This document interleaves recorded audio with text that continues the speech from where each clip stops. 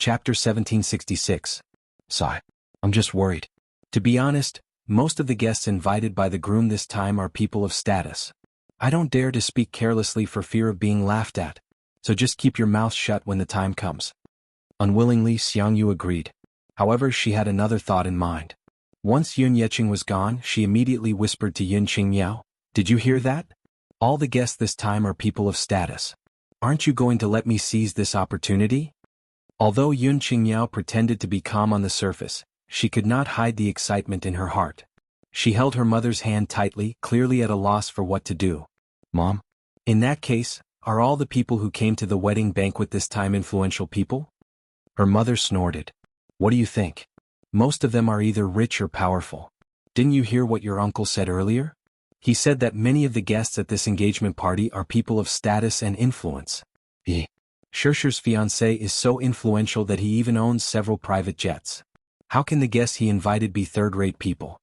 Yun Qingmiao was elated to hear that, but she was full of expectations for the upcoming engagement party. She longed to meet a person of status and power like Mu Yaja. He was tall, handsome, and powerful. Most importantly, he seemed to have inexhaustible wealth. Perhaps it was because he was used to living a hard life. He had never enjoyed a good life since he was young. When he was young, he went to work in the factory. In the electronics factory, day after day, year after year, he worked 12 hours a day and only had 2 days of rest a month. Yet, he could only earn a salary of a little more than 3,000 yuan. At first, she was quite satisfied with this salary. 3,000 yuan was considered a good income in the countryside. However, there was no harm in comparison.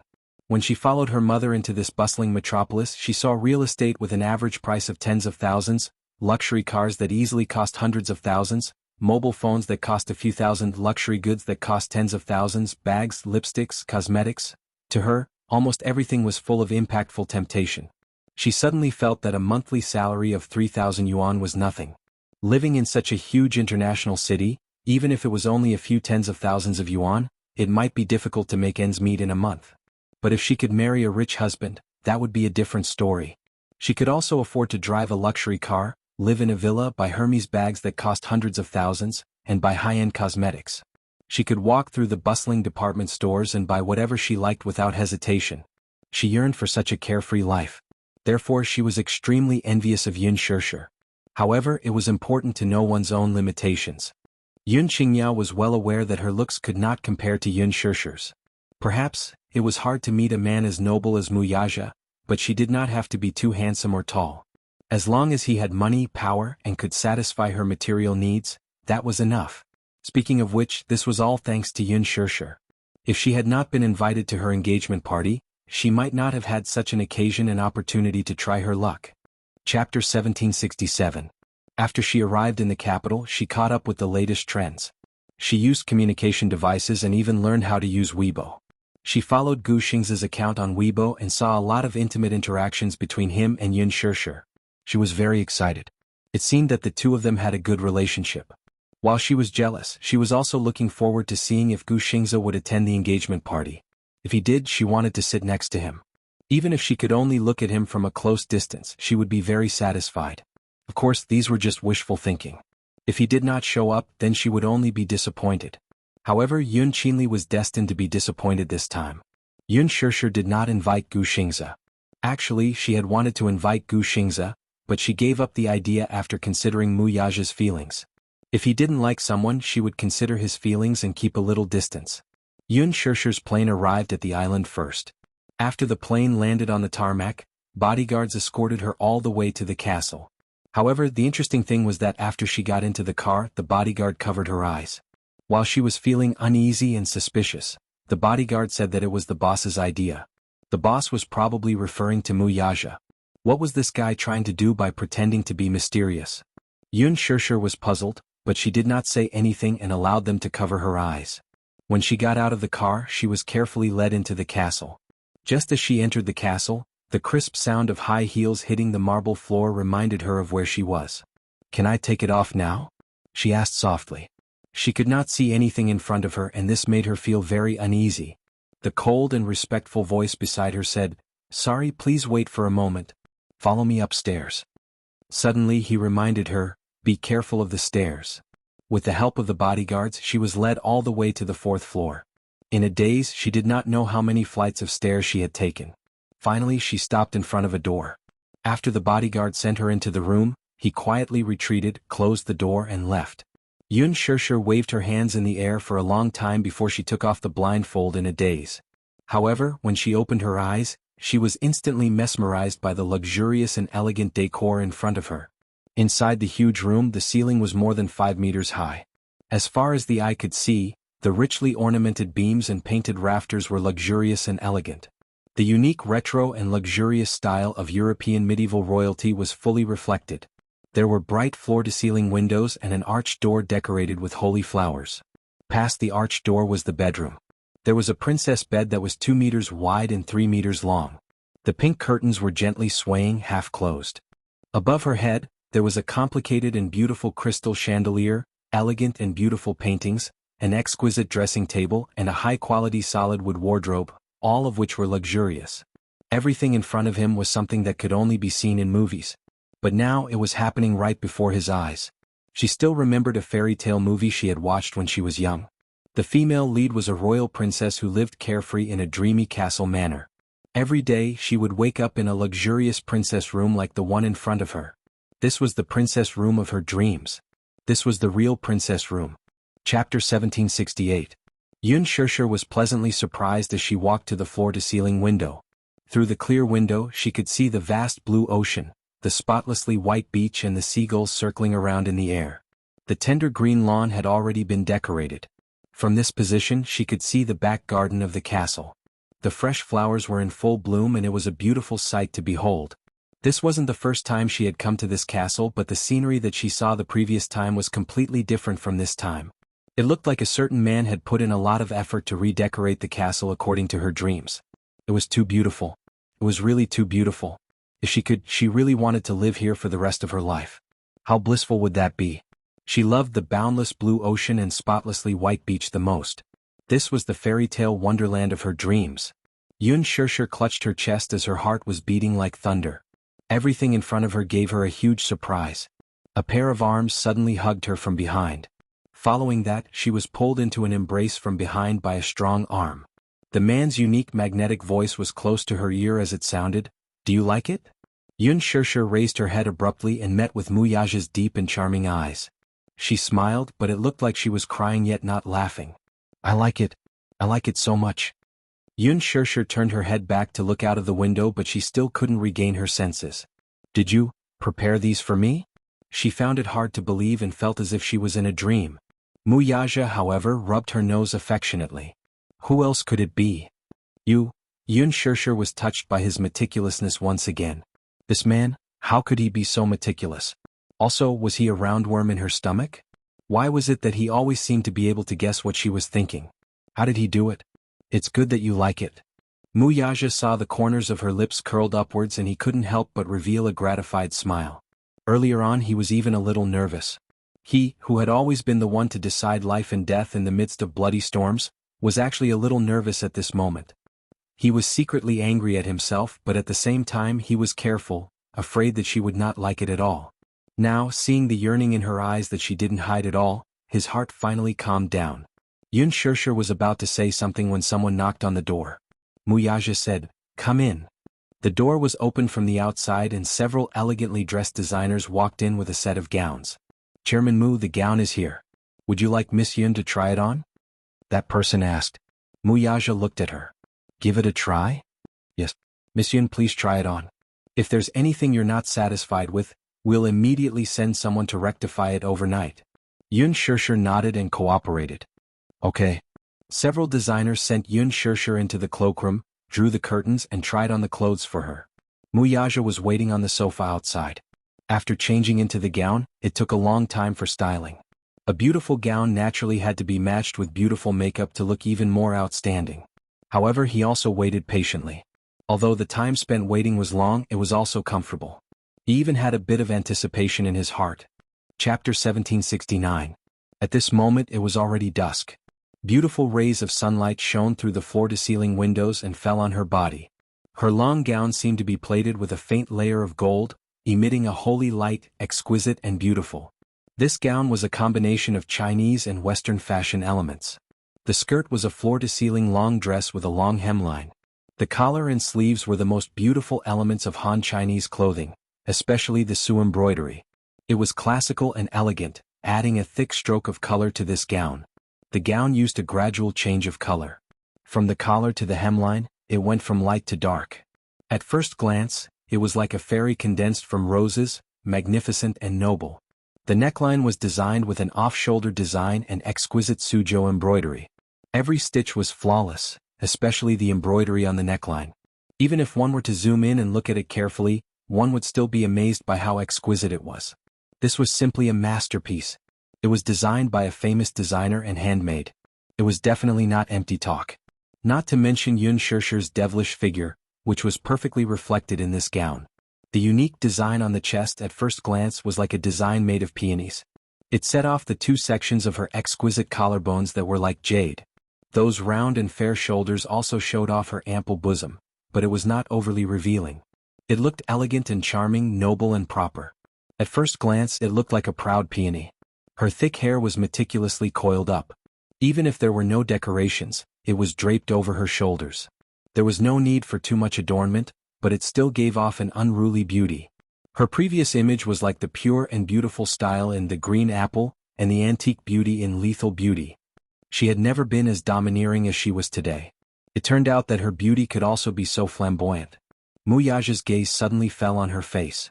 Her small face had been carefully sculpted by the stylist and was delicately painted with makeup. Yun Shishir was originally a natural beauty. Even without any makeup, she had a face that people could not bear to look away from. At this moment after the makeup, her beauty had a unique dark color. The gown was designed in Han Chinese. The makeup was also designed to match the design of the gown, using the crystal peach blossom makeup. The stylist did not go with the trend. Instead, he used a combination of Chinese and Korean makeup. Her curved willow-like eyebrows were slightly smooth, and light brown eyebrow powder that outlined her eyebrows, thick and curly long. Even if she said that she envied Mu Yaja's eyelashes, her eyelashes, thick and curly and long. Even if she said that she envied Mu Yaja eyelashes, her eyelashes, thick and long eyelashes. Was thick and curly long, her eyelashes were thick and long. Chapter 1770. What did it mean to capture a person's soul? It probably meant that with just one look, one's heart would be tightly grasped and not let go. It was as though one was possessed by a demon. Like a charm, her eyes were like silk. Her fair and translucent makeup looked like it could be broken with a flick of a finger. Her skin was naturally good, and her soft red lips were embellished with a little lipstick. The bright red lipstick didn't appear gaudy, but instead gave a direct visual impact. Her black hair, black eyes and red lips were moist and moist. When the corners of her lips curved slightly, it was like a blooming flower. He couldn't wait to kiss it and smell that sweet fragrance. Mu Yaja's throat tightened slightly. He held his breath deeply and held it. His gaze fell on her body, but he couldn't bear to look away. It was as though he had tasted a mouthful of wine that had been sealed for 100 years. Just one mouthful and his heart felt slightly tipsy. Even his body felt a little hot. But he knew in his heart that this reaction wasn't because he had drunk the wine. The man suddenly stood up and walked in front of her. When Yun Shishir saw him approaching, his gaze landed on her body without blinking. For a moment she couldn't help but feel nervous. She was even more nervous than the last time she acted in front of the camera. When she was done with her makeup, she also took a look at herself in the mirror. But when she saw herself in the mirror, other than being stunned, she also felt a little uncomfortable.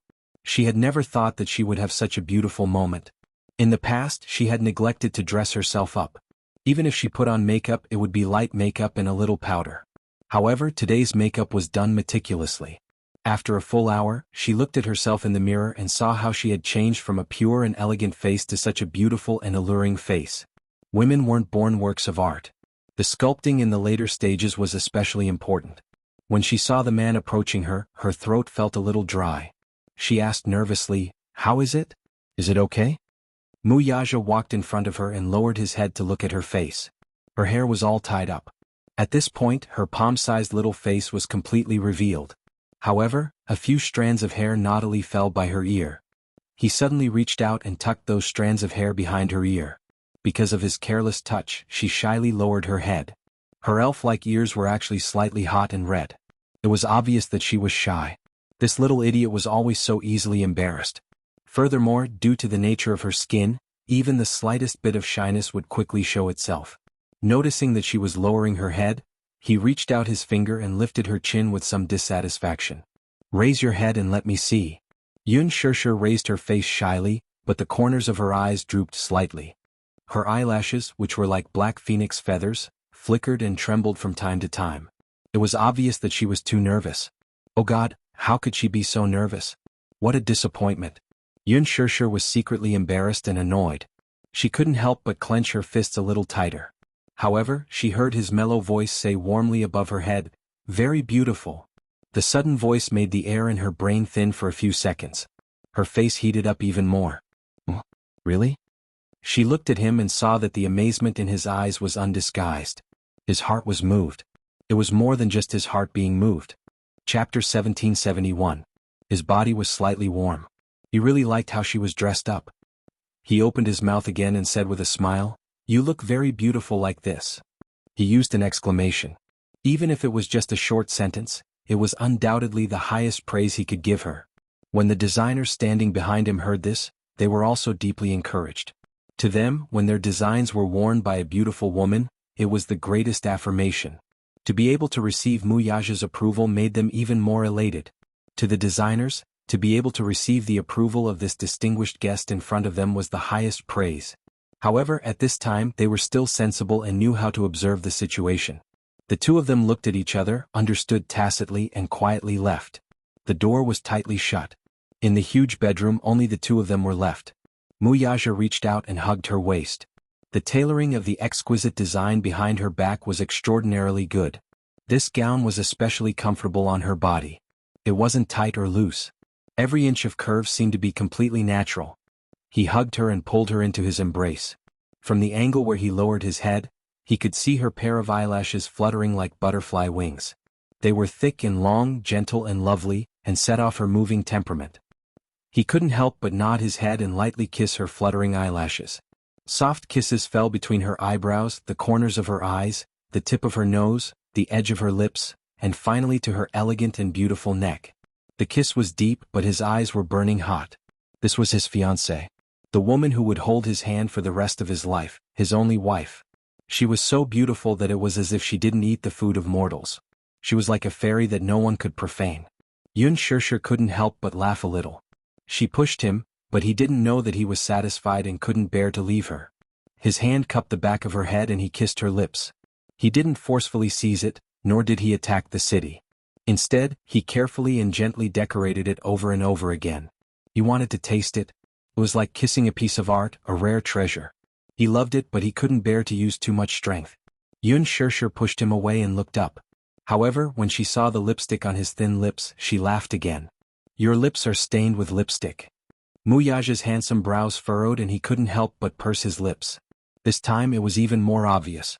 Thus, he subconsciously reached out to wipe it off, but she stopped him. "Don't move. I'll clean it for you." She carefully reached out her fingers and used her fingertips to gently wipe the lipstick off his thin lips, little by little. Muyaja remained motionless as he allowed her to wipe him. He thought to himself that this was probably the happiest moment of his life. She had once fantasized that if it was their wedding, he would be like the other grooms, to be nervous, uneasy, excited. However, right now there was probably no nervousness or uneasiness. It was just that his excitement were reflected in reality. Strictly speaking, this was not his first engagement. In the past, under Mu Sheng's repeated requests, he had to comply with the imperial decree and hold a forced engagement with Mu Wanru. Chapter 1772. At that time, in his heart, the engagement ceremony was not that sacred, and there were not many expectations. It was just a dispensable ceremony. As long as the person was there, it was fine.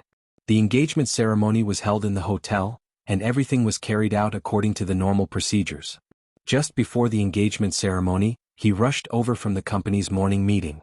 Looking at Mu Wanru's face, he was not touched. Instead, he felt a deep sense of disgust from the bottom of his heart.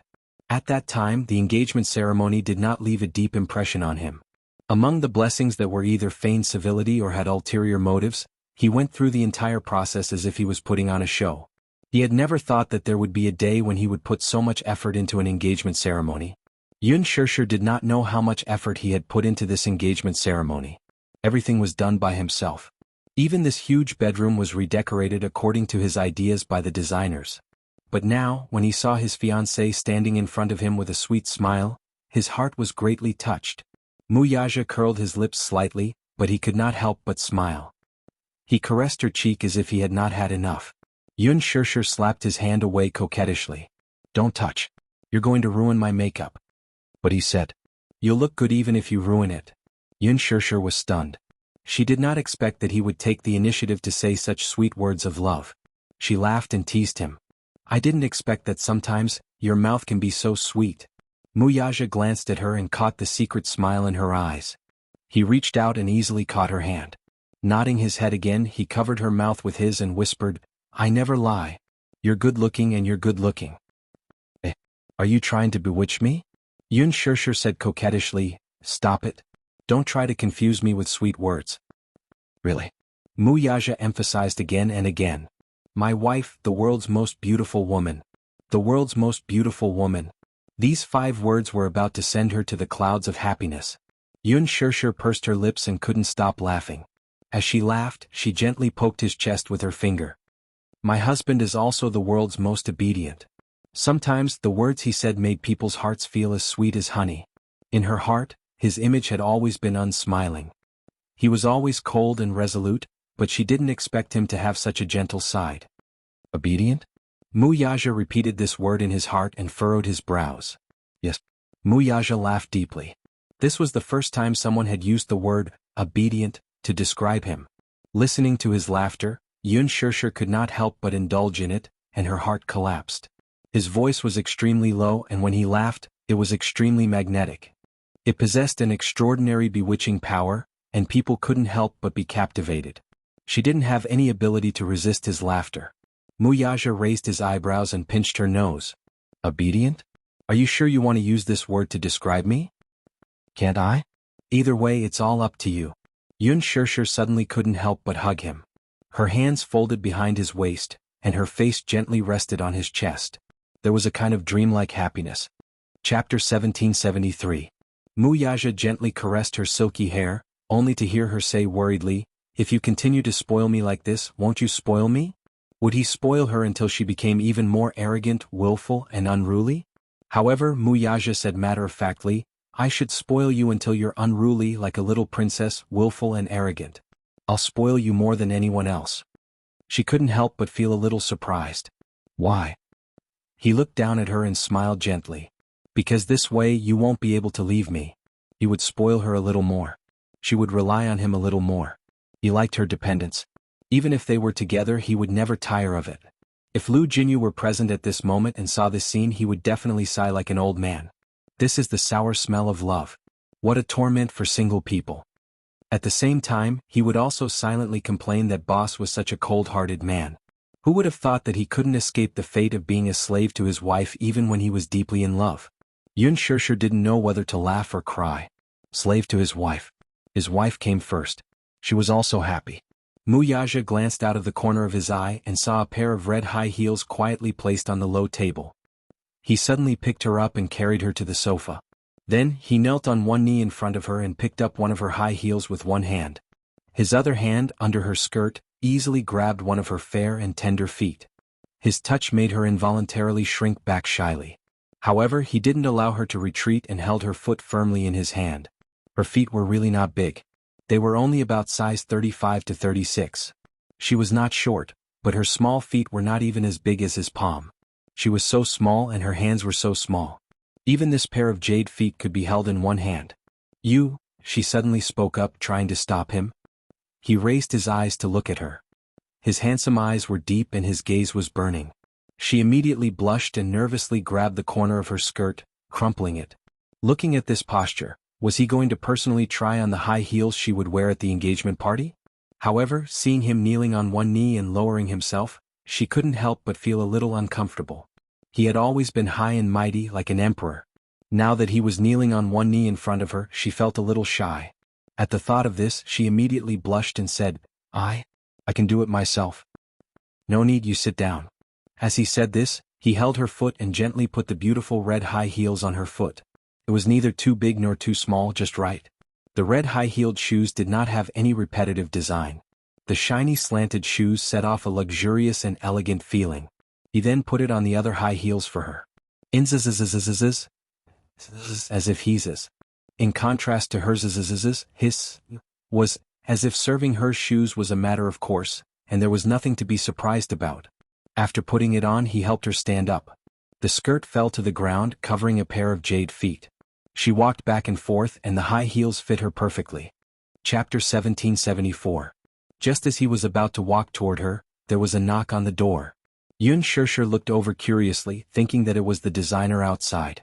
In the end, the door was opened from the outside before she could let him in. Xiangyu's chattering voice reached their ears. Shishir? Are you there? I heard from them that you're in this room. Hearing this, Yun Shishir's brows furrowed tightly. She knew who had come. Xiangyu, Yun Qingmiao, and Yun Shishir arrived at the castle in a car right after they got off the plane. After the butler settled the three of them down, Yun Qingmiao and Yun Qinli went into a frenzy. They were still guessing where Yun Shishir and Mu Yaja's wedding would be held. They thought that Yun Shishir's wedding would be held in a romantic place like Bali, Sanya, or the Sea of Love. After they got off the plane, they thought that the hotel was arranged for them.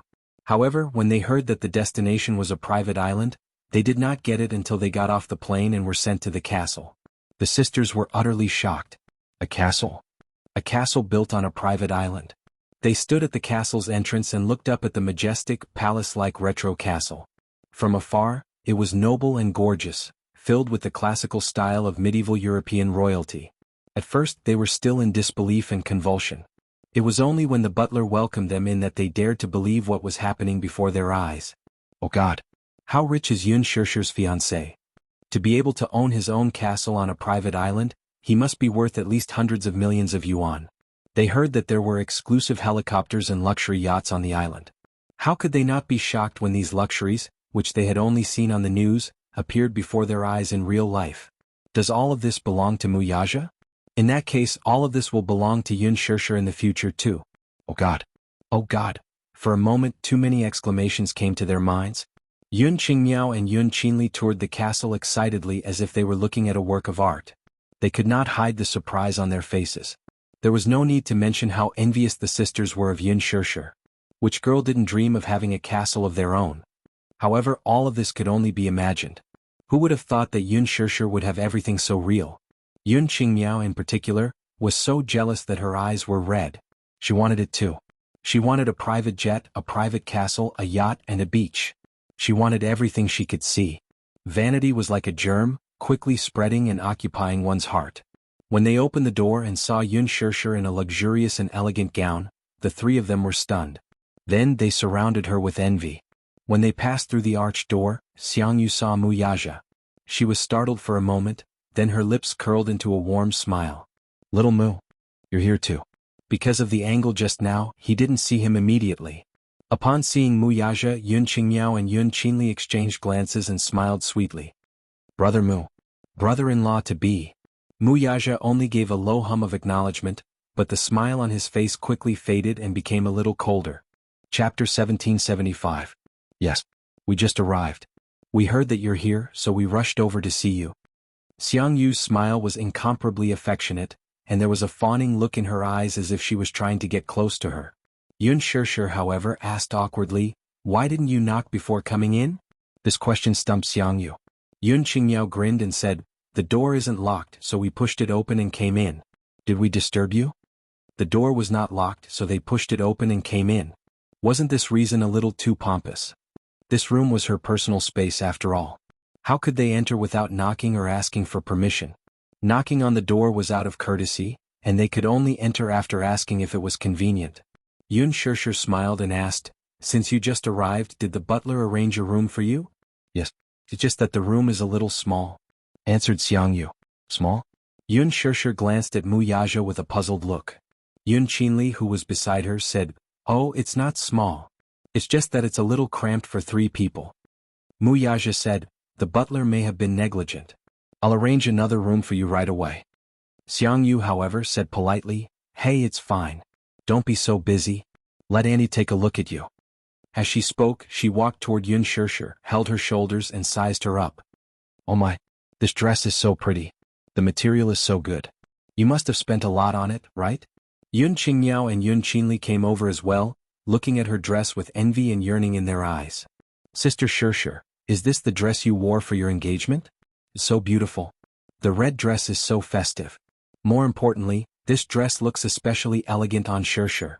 Shirshir, you're so beautiful, just like a princess.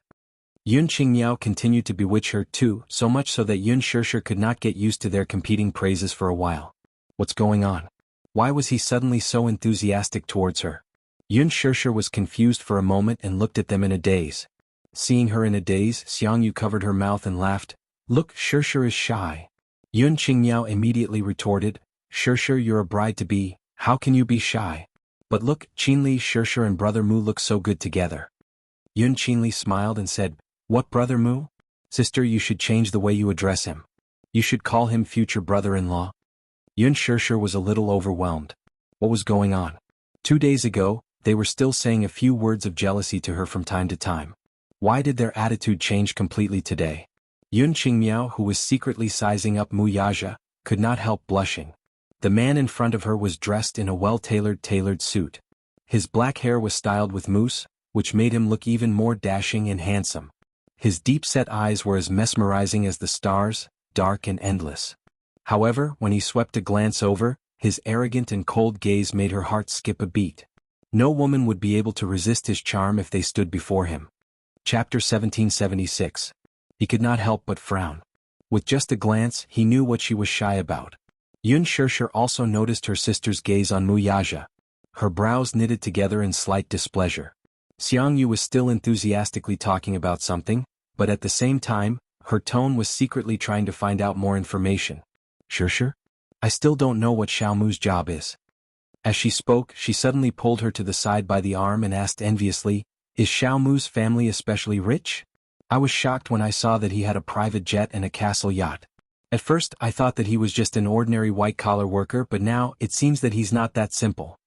Yun Qingmiao pretended to ask casually, Shirshir, what's the background of our future brother-in-law? You haven't told us about him. Is it because you don't treat us as your family? Xiangyu quickly chimed in, that's right. Tell us and we'll give you a reference to check him out. Yun Shirshir frowned and glanced at Mu Yaja, only to see him standing there and patiently talking to Yun Qinli. Yun Qinli was like a happy little bird as she circled around Mu Yaja, looking at him with adoration and asking questions from time to time. Yun Shirshir retracted her gaze and replied slowly, him? He's an employee of the Mu Group. This was what Mu Yaja had said to her classmates during their class reunions. A CEO was also a type of employee, so she was just being more reserved in her words. Mu Group? Employee? Xiangyu was surprised to hear that. She had never heard of the Mu Group. She had never come into contact with the business world, so she did not know what kind of status the Mu Group had in the business world. An employee, though, it did not look like one, right?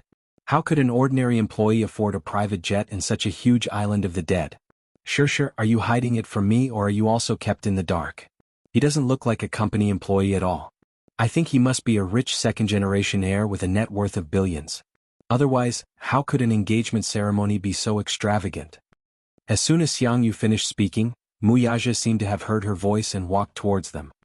He walked forward and put his arm around Yun Shirshir's shoulders in a very natural manner. He smiled politely and said, this is not a big deal. Shirshir and I only have one engagement ceremony in our lives. Naturally, we have to make it grand. When Xiangyu saw Mu Yaja walking over, she was startled. She was afraid that he had heard her words. However, when she saw that he was polite and didn't seem to be angry, she felt relieved. Xiao Mu, you haven't introduced yourself yet. Since you are Shirshir's fiancée as Shirshir's aunt, and Shirshir is my only niece, I have to check on her. Our Shirshir is gentle and virtuous. Since you've decided to marry her, then you should take a look. Since she's already your fiancée, then it's my responsibility as an aunt to inquire about your family's situation. These words were said in an extremely dignified manner. Xiangyu just wanted to see what kind of family Mu Yaja was from. She was just being vain. Chapter 1777. Check. Mu Yaja raised his eyebrows and quickly understood her intentions. Yun Shirshir was a little angry when she heard Xiangyu's words. What did she mean by being her aunt and checking for her? What right did she have to check for her? What did it have to do with her, who she was marrying, the status of the person she was marrying, and his family background? Could it be that when she got married she had to know everything about the person she was going to marry? Regardless of whether he was rich or poor, She had her eyes on this man and wanted to spend the rest of her life with him. If she said that, it would make others misunderstand that she chose to be with Wuxia because of his family background. Yun Shishir was so angry that her face flushed red. Her face, which was originally covered in rouge, was now even redder. Wuxia lowered his head to look at her and knew that she was a little unhappy. Hence, he said, Shishir is my fiancée and the wife that I have decided to be with for the rest of my life. There is no doubt about my feelings for her. Of course, the so-called sincerity is not something that can be proven with empty words. I will only say that regardless of whether I am rich or poor, even if I have to give up everything, I will not let her suffer. Moreover, the so-called power, wealth, and status are never eternal. But my sincerity towards her will never change in this lifetime. His voice was deep and mellow with a charming magnetism. His words were not to be refuted. Jianghu was stunned. His sincere confession was so deep and sincere that it indirectly refuted her words. Instead, it made her words seem even more pretentious. Who was Wuxia? He had been on the battlefield for a long time and had traveled through bloody battles. He had seen many schemes. No matter who it was, what they were thinking, he could see through it all with just one look. How could Jianghu's narrow-mindedness escape his eyes? With just a few words, she had no choice but to shut up. His invisible and imposing aura made her feel a little light-headed and light-footed. This man's aura was not ordinary. His words were overbearing, making people have no choice but to submit to him. Jianghu smiled awkwardly and nodded, "That's right. What power? What wealth? It's all fake. Only sincerity was real. The most important thing is that you care about Shishir and the two of you are happy together. It's good that you understand." Wuxia paused for a moment, then said in a deep voice, "Now, I'm going to bring Shishir to meet a few of my important guests. Please return to your room.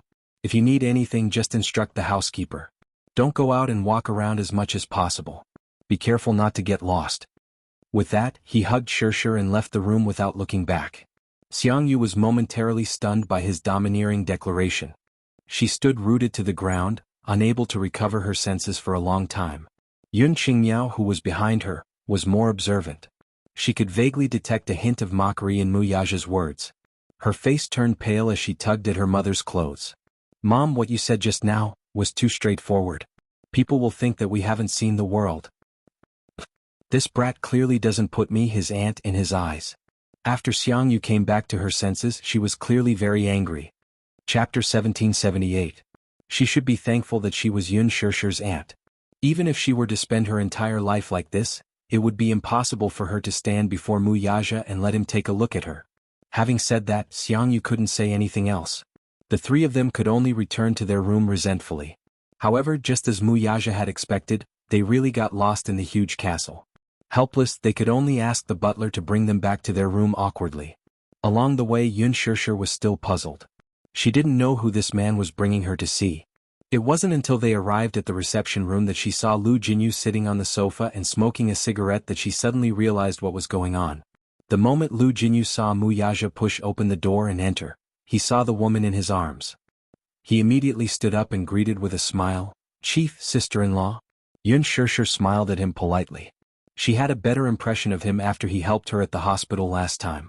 However, facing the lingering smoke in the reception room, she still frowned uncomfortably and waved her hands slightly. She actually didn't like the smell of cigarettes. It was very suffocating. However, Lu Jinyu knew how to read people's expressions. Seeing that she seemed to be a little disgusted by the smell of cigarettes, he immediately put out the cigarette in his hand in the ashtray. Yun Shishir was touched by his action. He knew how to take a woman's feelings into consideration. This man should be an elegant gentleman with good etiquette. There were 3 other unfamiliar men sitting in the reception room. They also stood up behind Lu Jinyu and greeted Wuxia, "Boss." One of the handsome men, who looked slightly younger, looked at Yun Shishir with a hint of surprise in his eyes. However, more than that, he couldn't hide his amazement. "This must be sister-in-law." Yun Shishir smiled politely. "Hello." Wuxia said, "Let me introduce you. This is your sister-in-law, my fiancée. From now on, all of you should follow Jinyu and call her sister-in-law." When everyone heard this, they first glanced at Yun Shishir and smiled at each other. Then they said in unison, "Hello, sister-in-law." Yun Shishir did not know whether to laugh or cry at such a situation. "They are. You didn't even introduce them to me." Yun Shishir secretly rebuked. Wuxia introduced Lu Jinyu. "You should have met this man before. Lu Jinyu is in charge of all the affairs of the corporation under me. He's very capable. Lu Jinyu smiled and said, Sister-in-law, we met a few days ago. You should still remember me.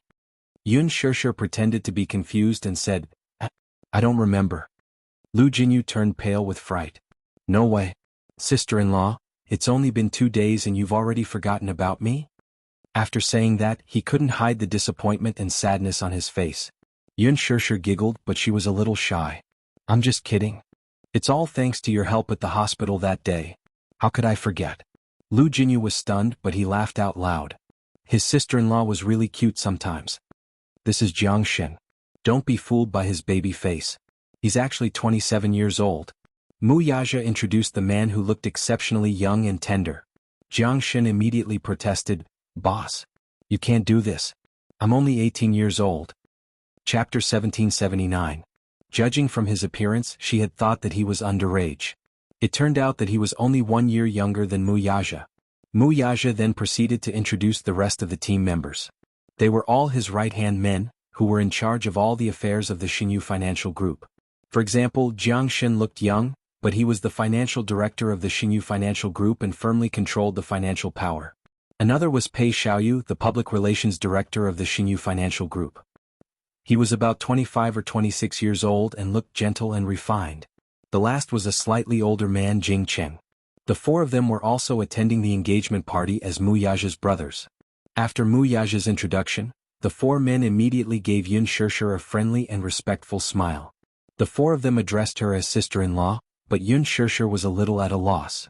She blushed slightly. This was the first time she was facing Mu Yaja's brothers, so she couldn't help but feel a little embarrassed. However, after interacting with each other, they were all experts in EQ. After laughing and chatting, they easily dispelled the awkward atmosphere.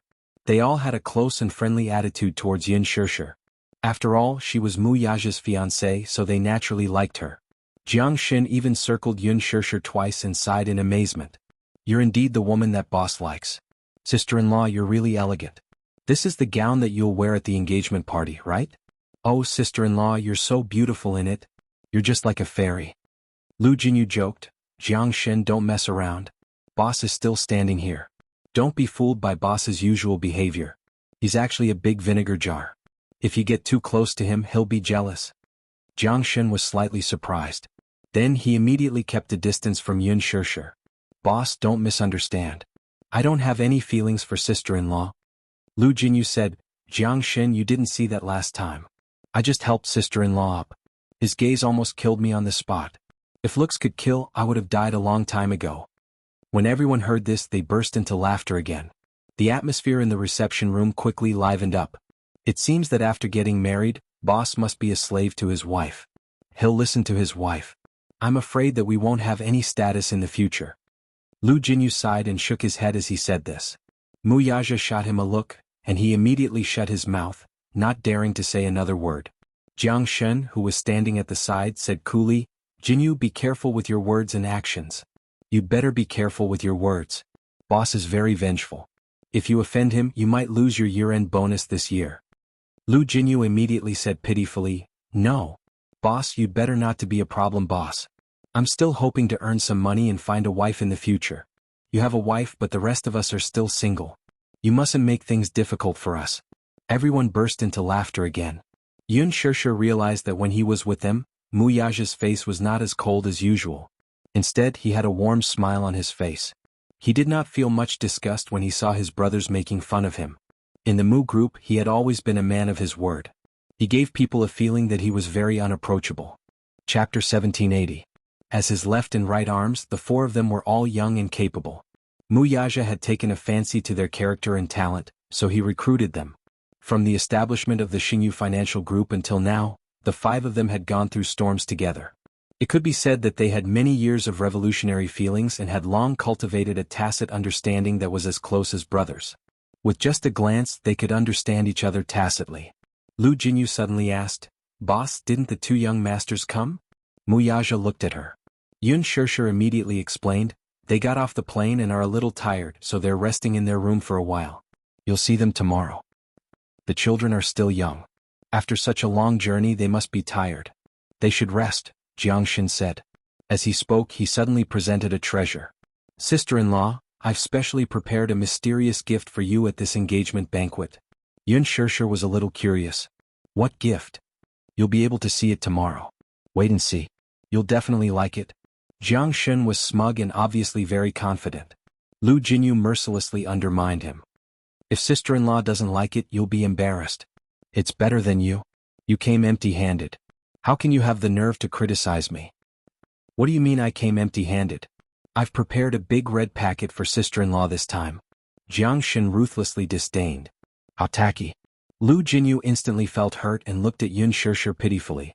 Yun Shirshir saved the situation. "I don't think it's tacky. It's a big red packet. How big is it?" "See? Sister-in-law likes it." As he spoke, Lu Jinyu smiled mysteriously and winked at Yun Shirshir. "It's a very big red packet. You'll know when you count it." Yun Shirshir smiled and did not take his words to heart. Still, it was true that she was shocked by Lu Jinyu's handiwork afterward. She thought that the so-called big red packet would be at most 6 figures, which was already impressive. And the result?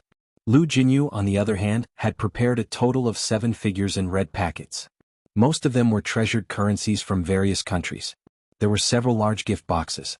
Yun Shirshir counted them so many that her hands were about to cramp. Yun Shirshir didn't know whether to laugh or cry.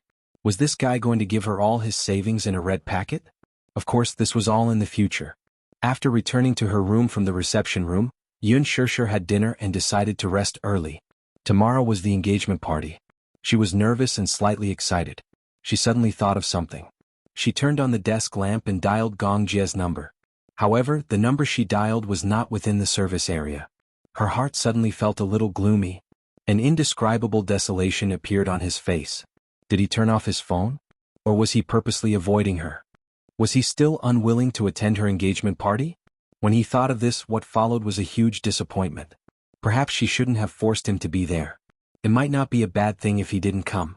After all, Gong Jie's hatred for the Mu family was already in his bones and blood. It was difficult to get rid of it. He did not strongly oppose her marriage to Mu Yaja, which was already the greatest satisfaction he could give her. Chapter 1781. The next morning, the stylist brought the perfectly ironed gown into the bedroom early in the morning, along with many bags of makeup. After washing up, it was time for more than an hour to put on makeup. The engagement party was divided into 2 parts. One was the engagement ceremony, and the other was a bonfire banquet. Thus, the stylist prepared 2 sets of gowns for her. The venue's makeup was done. The azure sea and the clear blue sky reflected each other. From afar they formed a line. Above the clouds, a rainbow was faintly discernible. At a glance, it was as beautiful as a rainbow bridge. Seagulls hovered close to the sea's surface. A gentle breeze blew, and on the white beach was a fresh arch made of roses. These roses were picked when they were at their brightest. They were made into bouquets and flown in overnight. In the early morning, the servants put them on the arched door. The fresh and tender petals were still stained with transparent dewdrops. In front of the arch, there was a carpet of fresh flowers. Red, yellow, and purple were all blooming together. More than 100 seats were set up in the venue. In the center of the venue, 5 long buffet tables were set up. The kitchen had already started cooking desserts. In order to satisfy the needs of different guests, the flavors and ingredients were the freshest and most diverse. A fleet of BMWs was parked at the castle's entrance. Of course, the so-called fleet of BMWs did not refer to BMW cars. Instead, it was a fleet of snow-white horses. Just like in a fairy tale, everything was unbelievably beautiful. The guests who had arrived the day before were already awake. Some ran to the beach to enjoy the morning sea breeze after breakfast. Some were curious and wanted to see the venue's setting, but they were politely asked to leave by the venue's security personnel. Yun Qingmiao, on the other hand, was lucky enough to catch a glimpse of the engagement party's setting. Jealousy filled her heart. How did Yun Shirshir manage to hook up with such a powerful husband? It's just an engagement party. It's not even a formal wedding. Why did they spend so much money on it? They even lied to us by saying that he's a company employee. Were they kidding? As he thought about it, his heart felt twisted. He felt that this kind of life was too unfair. After Yu and Xiao Yichen woke up, they ran to Yun Shirshir's room. They had fallen asleep on the plane yesterday and were carried off the plane by the bodyguards. As a result, she missed the moment when Yun Shirshir tried on the gown and missed the chance to see how beautiful her mother looked in the gown. Therefore, she hurried over early in the morning to inquire about it out of curiosity. The two little guys pushed the door open. In the huge princess room, the morning sun shone through the window. Yun Shishir stood in front of the floor-to-ceiling window. At this moment she had already changed into a formal dress. She was like a blooming rose, making people unable to take their eyes off her. Xiao Yichen was stunned. He stared at her with his big watery eyes without blinking. Yu glanced at him and felt sorry for him. She kindly raised her hand to close his jaw that was about to dislocate. Xiao Yichen was still so shocked that he could not speak. He had never seen his mother look so beautiful. She was wearing a rose-colored gown and looked like a fresh flower. It was the most beautiful moment. Yu waved her hand in front of his eyes. Hello. Muichen, are you stupid? Chapter 1782. Yun Shishir was admiring the scenery of the beach through the window. The pure white beach, the circling seagulls, and the gentle sound of the waves crashing against the beach. Everything was so beautiful. The morning breeze by the beach blew in their faces, but they did not feel cold at all. Yu waved his hand in front of his eyes. Hey, Muichen, are you dumb? Xiao Yichen slapped away Yu's hand that was blocking his view. He ran excitedly towards Yun Shishir and hugged her from behind. Mommy? Yun Shishir was stunned.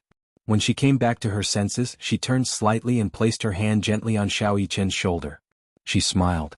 Baby, you're awake. Mama. Xiao Yichen nodded his head vigorously and praised, Mommy is so beautiful. You look like a fairy. In the future, Mommy will wear such a beautiful dress every day, okay? Yun Shishir was amused by his innocent words. She raised her eyebrows and squatted down slightly so that she was at his eye level. She did not know whether to laugh or cry.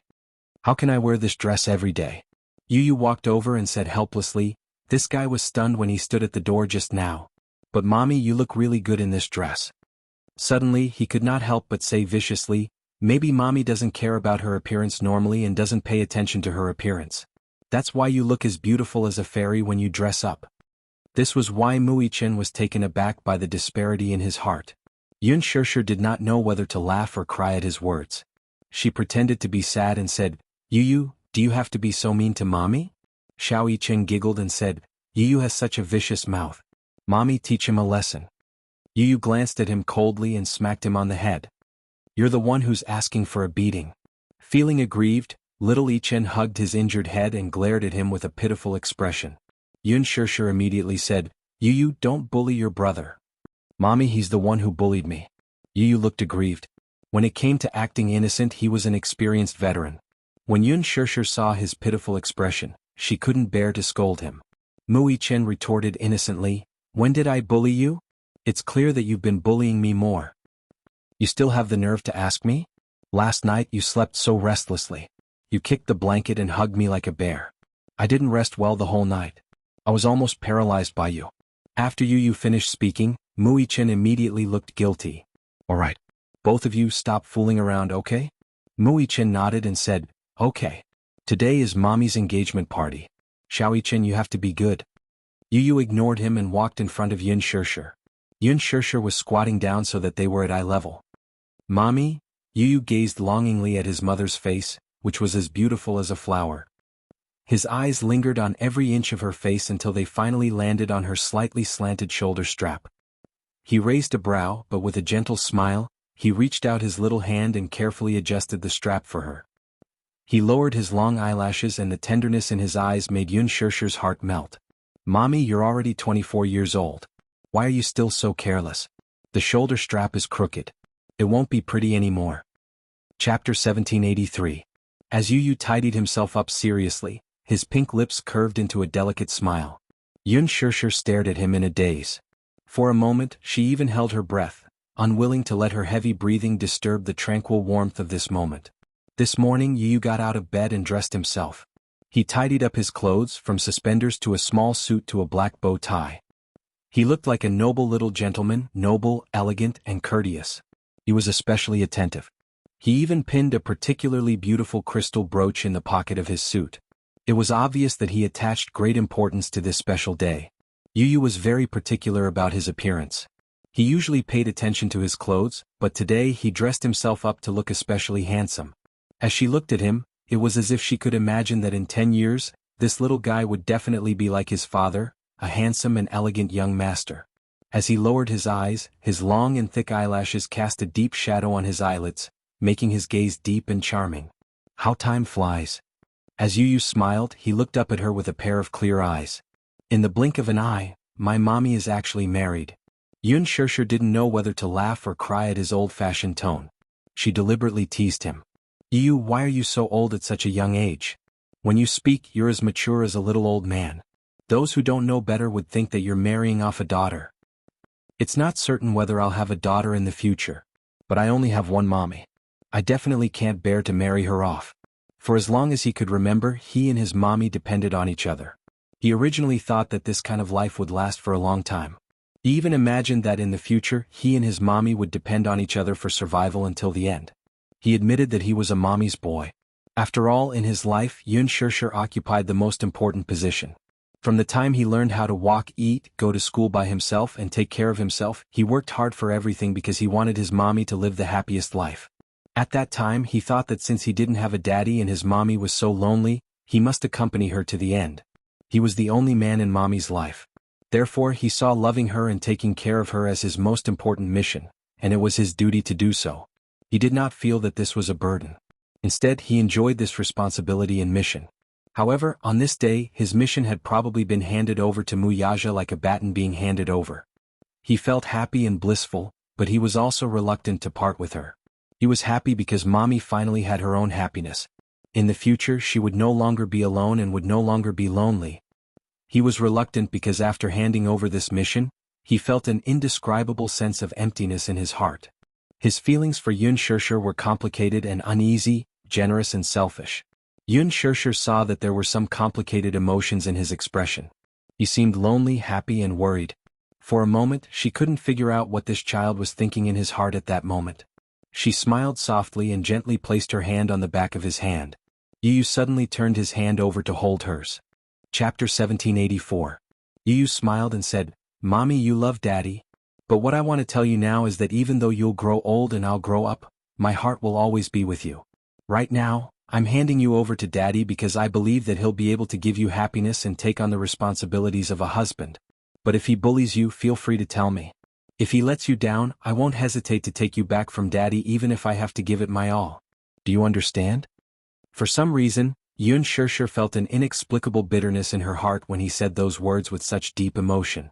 How could her Yu be so sensible? For a 7-year-old child to say such words, it was not something that should be said at his age. Yun Shirshir pulled him into her embrace and smiled. All right, Yu, Mommy will definitely be happy. Xiao Yichen suddenly stood aside and felt touched for a moment. Perhaps he could not fully understand Yu's current state of mind. If it was in the past, he would definitely think that it was just an engagement.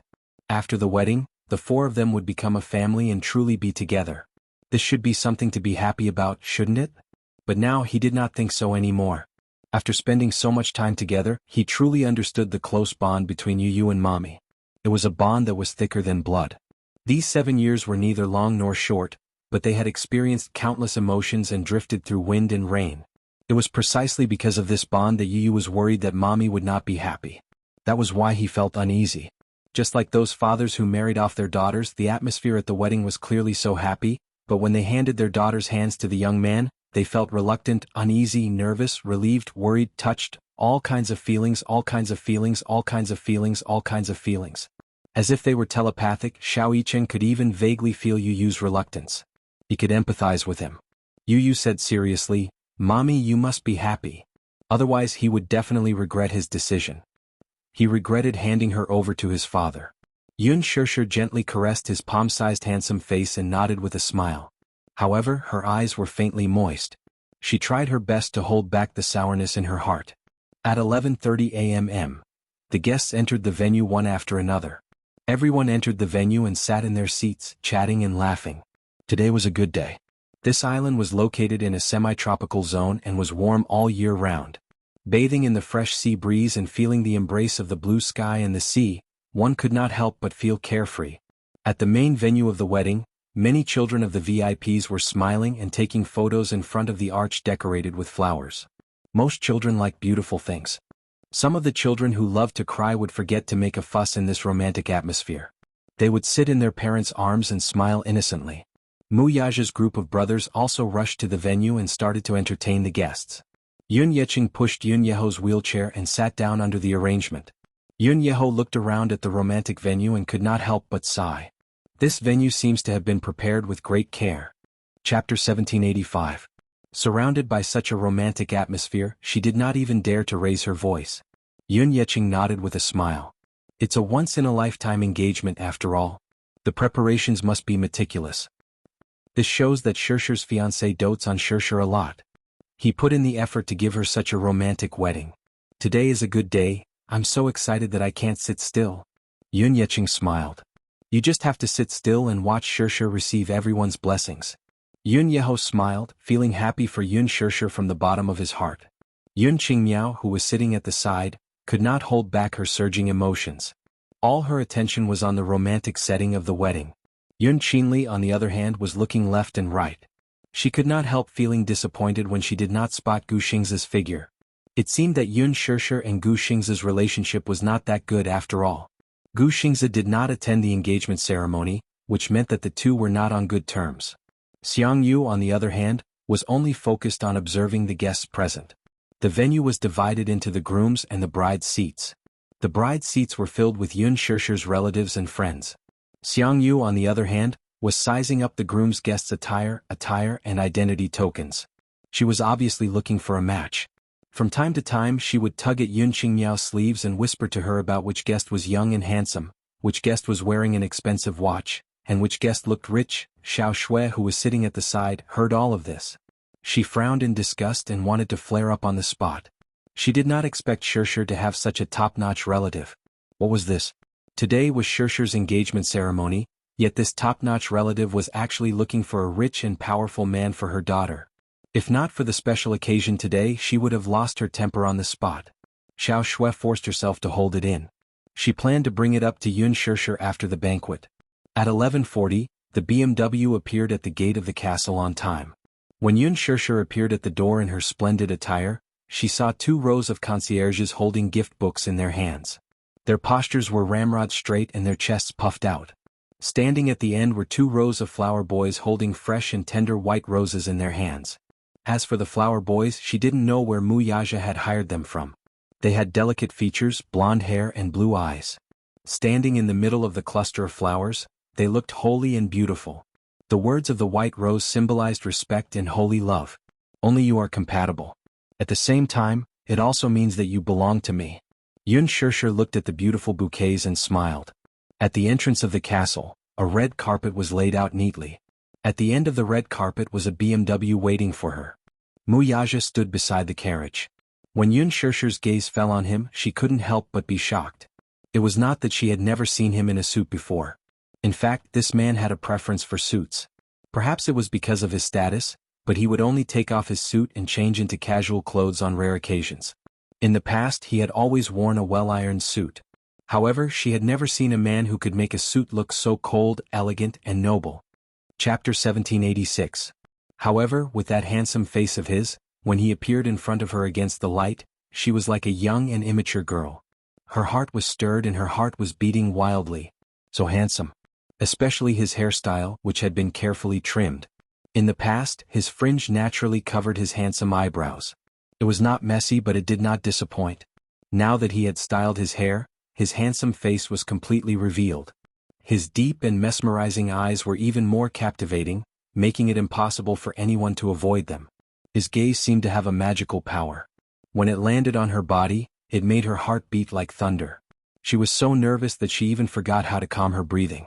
Mu Yaja also looked at her with a gentle smile on his lips. It seemed that only because it was her, when he smiled, that gentleness could reach the bottom of his eyes. Suddenly, music started playing. Amidst the sacred music, the flower children held bouquets and sang a sacred and romantic poem in unison. Love is a star shrouded in the morning fog. Without you, heaven also becomes hell. Adorable warhorse, subtly trembling, this shy and gentle embrace. On your beautiful cherry lips. I'm used to using kisses instead of words. My kiss is like a flame from the bottom of my heart. The happiness that kissed me yesterday has turned into nothingness today. I've obtained sincere love, spending time with you under the parasol tree. A flower child came forward and handed the bouquet of white roses to Muyaja. Muyaja took the bouquet and slowly walked towards her. With every step he took, her heartbeat actually sped up. The person in front of him was standing there, waiting for him to welcome her and hold her hand. Muyaja looked at her. Against the light, his gaze was like a torch, unwavering. Yun Shirshir's hands were crossed in front of her as she nervously watched him approach. Her skirt reached the ground, holy and dignified. Even if the wind slightly ruffled her hair, it did not diminish her beauty at all. Speaking of which, temperament was a very strange thing. Some people were born noble, but they didn't have an elegant temperament. As for her, although she wasn't born into a noble family and wasn't born into a rich family, when she appeared at the entrance of the castle, wearing a luxurious dress, her elegant and noble temperament couldn't be concealed and was on the verge of bursting out. Muyaja walked in front of her with his right hand behind his back and his left hand holding a bouquet of flowers. He only stopped when he was right in front of her and nodded to look at her. The melodious music of the ceremony sounded. Everyone on the scene held their breaths, either in amazement or anticipation as they stared at this moment. His lowered gaze made her even more nervous. For a moment, her mind was blank and she was at a loss of what to do. She didn't even know where to place it properly. The first time in her life, which she had fantasized about countless times, was displayed so realistically and dreamily in front of her. When the man in her heart stood in front of her with a rose in his hand, she suddenly realized that the wedding in her fantasy was not a dream. Yun Shirshir looked at him with a blushing face and a hint of shyness. It was as if her face was dyed with peach blossoms. Even the best quality rouge couldn't compare to her at this moment. She pursed her lips and took the white roses from his hand. Around them there was a round of applause. Chapter 1787. Yun Shirshir nodded and replied in a voice as soft as a mosquito. In the next second, under everyone's stunned gazes, the man carried her in a princess carry. Hugging her waist, he easily supported all of her weight. Muyaja gently lowered his head and gracefully kissed her lips, pressing them tightly against her red lips. At this moment, his low and hoarse voice undoubtedly revealed that he was equally happy. "You're so beautiful today." Hearing this, Yun Shirshir's heart was filled with sweetness and shyness at the same time. Her face became even hotter. No matter how many praises she received, it would not be able to compare to this sentence from him. The highest praise in love was probably this sentence of love from him at this moment. He rarely said such words of love. This man had always been reserved and deep, but when he said it, it made her heart beat faster. Yun Shirshir held the fresh flowers tightly and looked up, only to meet his deep eyes. There was a slight burning heat in them, and he did not hide his deep love for her, who was beautiful today. Muyaja gently carried her and walked towards the carriage. Even though he was carrying her, his body was as light as a swallow and his steps were light. After getting into the carriage, the concierge walked over and closed the door. The attendant then drove the carriage to the venue of the engagement banquet. Yu and Xiao Yichen watched the carriage leave. They looked at each other and smiled, then got into the same carriage and immediately caught up. Sitting in the carriage, Yun Shirshir was surprised to find that along the way, both sides of the road were covered with roses. As the carriage moved, the petals scattered on the ground. When the wind blew, the petals flew and danced in the air. It was as if they were in a fairy tale. "It's so beautiful." Yun Shirshir was so touched that she couldn't help but mumble. Today he really gave her a big surprise and touched her. She never thought that this man, who was used to being cold and arrogant, would spend so much effort on the engagement banquet. Even the smallest details were not overlooked. Putting aside the huge amount of money he had spent, just the fact that he was able to bring out all the romantic scenes that she had imagined in front of her was enough to make her feel that it was extremely valuable. She was a person who was easily satisfied. She believed that weddings generally went according to the procedure. The most important thing was to be with the person she loved. Nothing else mattered. But he used his actions to tell her that if he loved her, he would spare no effort to fulfill all her dreams. At the same time, he was grateful for his luck. Being able to meet him and stay together with him had truly exhausted all of her luck. The smile on her face fell into his eyes and he quickly smiled as well. Laughter was contagious between people who were close to each other. She suddenly looked up and said, "Muyaja, am I dreaming?" "Why do you say that?" "Because, it's hard to believe, that you've done so much for me. I didn't dare to think that my engagement party would be so romantic, so I was afraid that this was a dream. When I woke up, it would be over and there would be nothing left." Everything that entered his eyes was something that he had only seen in his dreams. Yun Shirshir's worry made him even more amused. He reached out and brushed away the petals that had fallen on her head. He then gently scratched the bridge of her nose. This action seemed to be something that he often did to her. It became the most intimate action between the two of them. He whispered in her ear, "Little fool, this isn't a dream. Everything is real, including me." Chapter 1788. But really, she was really nervous about what she had just seen and what he had just said. Apart from being nervous, she was also looking forward to the upcoming engagement banquet. He looked at her and saw her exposed neck and shoulders. They were fair and delicate, like the graceful curve of a swan. Following the curve, he could see her beautiful fullness. Sexy and charming. Seducing his gaze, he became more and more eager to explore. However, he restrained himself and warned himself that now was not the time to do whatever he wanted. Usually at this time, his ambition would be revealed. He desperately hoped that after the engagement banquet, their wedding would proceed as soon as possible. He was already anxious to keep her as his own. How could he let others think about and covet her when she was so beautiful? "What's the venue like? I'm really curious about how you decorated it," she asked with some anticipation, but he still pretended to be mysterious and blinked his eyes. "You'll know when we reach the venue. You just have to wait quietly for the engagement banquet that I've prepared for you." Yun Shirshir's lips suddenly curved slightly. His answer made her look forward to it even more, and her heart felt even sweeter. The carriages moved forward and soon arrived at the venue. However, just as she was about to get off the carriage, as if he could not bear for her toes to touch the ground, he carried her out of the carriage again in front of everyone's eyes. Yun Shirshir hit his shoulder lightly but not hard. In her eyes, there was a hint of shyness. "Put me down. You're making a joke out of yourself? Who dares to laugh at you?" Muyaja asked her back. This made her even more embarrassed. However, as he said this, he still put her down. However, just as she steadied herself, the man's strong and warm hand held her hand without hesitation. Yun Shirshir laughed in her heart. Was this man afraid that she would run away? But as she thought of this, her heart was still happy. At least, it meant that he cherished her, didn't it? From the man's details, she could see how important she was in his heart. When they arrived at the entrance of the venue and stepped on the red carpet, fireworks bloomed and fell on them. The innocent and romantic laughter of the flower girls standing on both sides of the red carpet quickly stirred up the atmosphere of the entire venue. Yun Shirshir had a panoramic view of the entire venue. "I like it so much. Especially that arch decorated with flowers, it was simply too romantic." In the past, when she watched movies, she was especially envious of couples standing under this romantic arch and receiving blessings. Yun Shirshir secretly sighed in her heart. She let him hold her hand and walk towards the venue. Muyaja suddenly caught sight of Lu Jinyu, who was walking out of the venue. Lu Jinyu looked inexplicably nervous, as if he had something important to tell him. Muyaja couldn't help but stop and raise his eyebrows in confusion.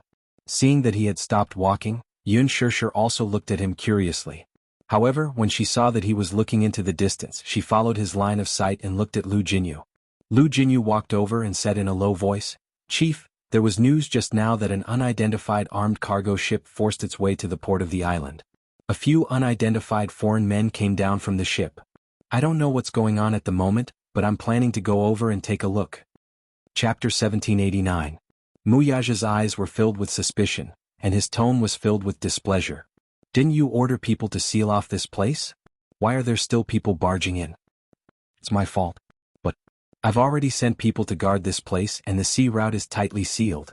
I don't know the origin of this cargo ship. I've already sent people to stop them, but because those people are carrying weapons of mass destruction, there's been some conflict at the scene. I'm about to rush over to take a look at the situation."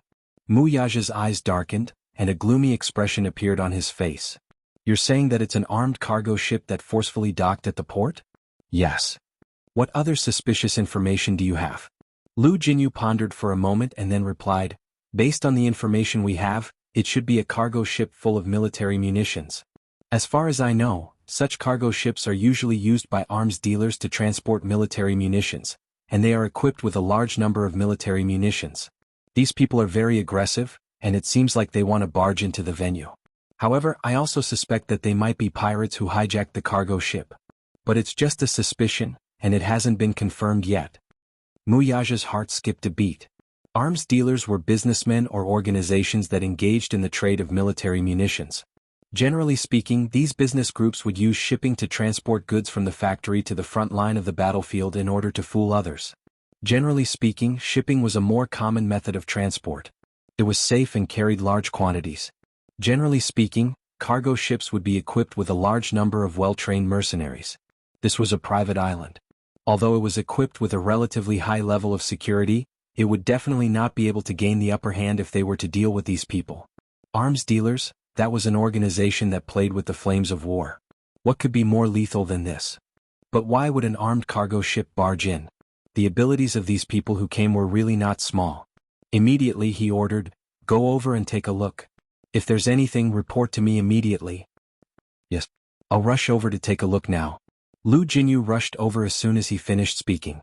Yun Shishir saw that the two of them were nervous and alert as they talked, so she couldn't help but feel worried.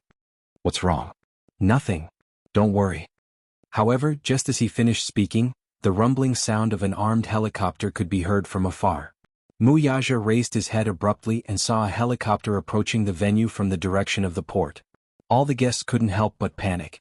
Looking at the helicopter of unknown origin that suddenly appeared in the sky above their heads, no one knew what was going on, and they were faintly panicking. The strong wind created by the propeller was like a tsunami, sweeping away the flowers and trees. Yun Shishir's skirt was also blown up by the strong wind.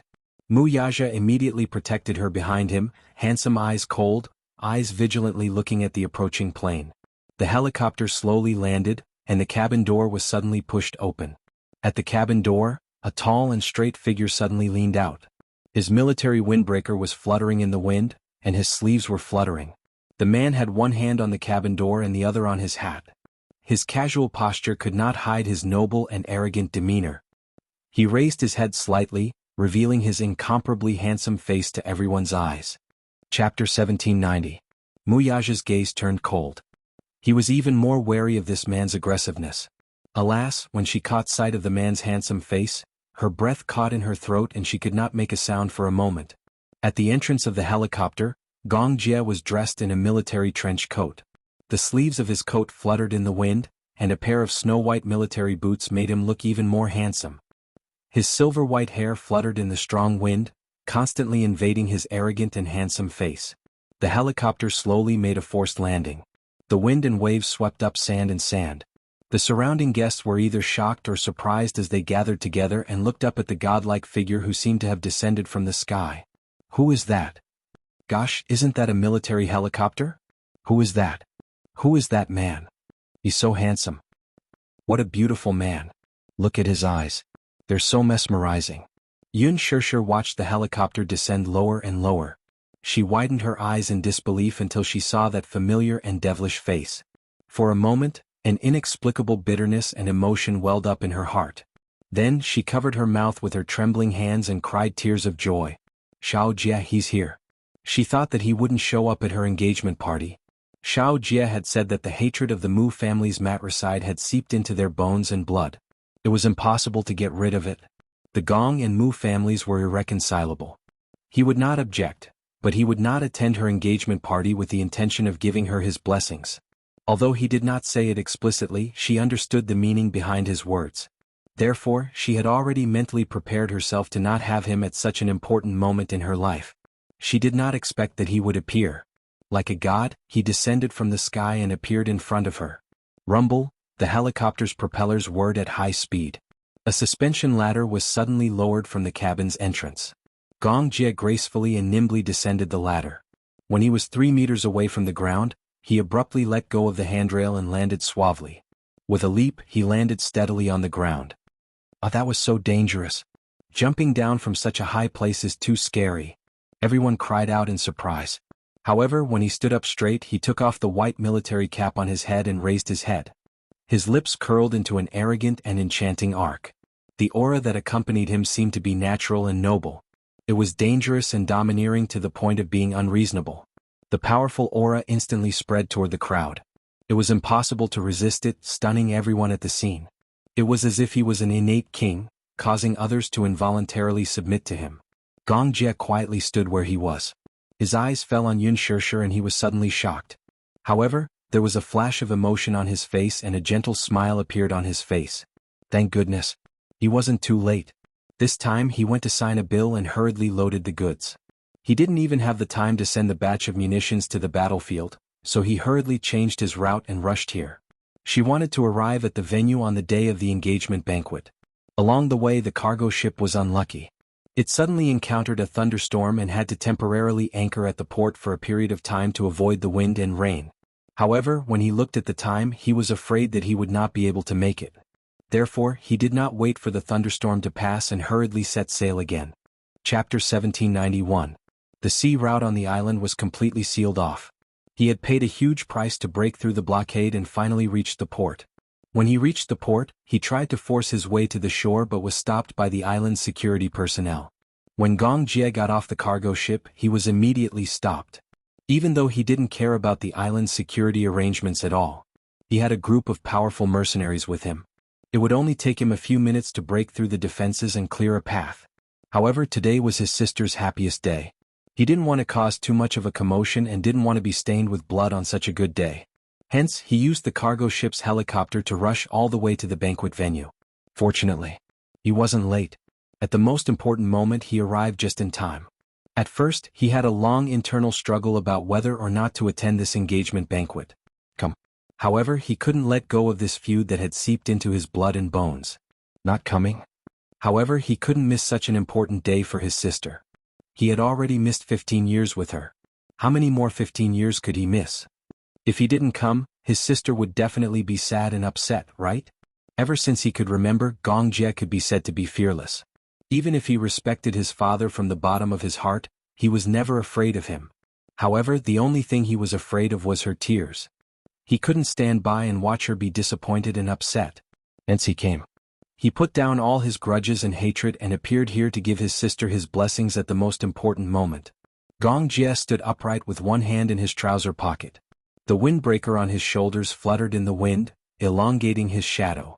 Mu Yaja narrowed his eyes and was a little suspicious of his identity. After secretly sizing him up, his gaze suddenly stopped at the armband on his windbreaker. The family seal of the Hurricane Group was engraved on the armband. Although Mu Yaja couldn't recognize who this handsome man in front of him was, he recognized the family seal at a glance. Hurricane Group. After his mind went blank for a few seconds, his gaze suddenly returned to Su Yangyi's face. A strange suspicion instantly floated into his mind. At first, he merely swept a glance at the man's face, but when he came back to his senses and scrutinized the man's face again, he was taken aback all of a sudden. Gong Jie had a particularly beautiful face. It was indeed inappropriate to describe a man as beautiful. However, it was not inappropriate to describe him. Gong Jie's skin was fair, but his eyes were as deep as a demon's. Especially his thick black eyelashes and dark pupils, it made him look even more enchanting. His thin lips were naturally curved in a devilish arc. Even if he wasn't smiling, the curled corners of his lips gave off a devilish and unruly impression. He was dressed in a long robe, and his face was devilishly charming.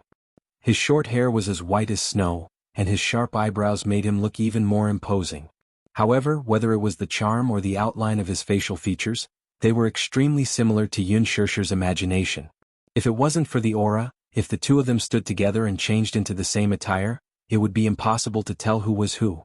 They were too alike. Hence, Mu Yaja couldn't help but suspect the identity of the man in front of him. Chapter 1792. However, Gong Jie didn't seem to notice Mu Yaja's silent scrutiny.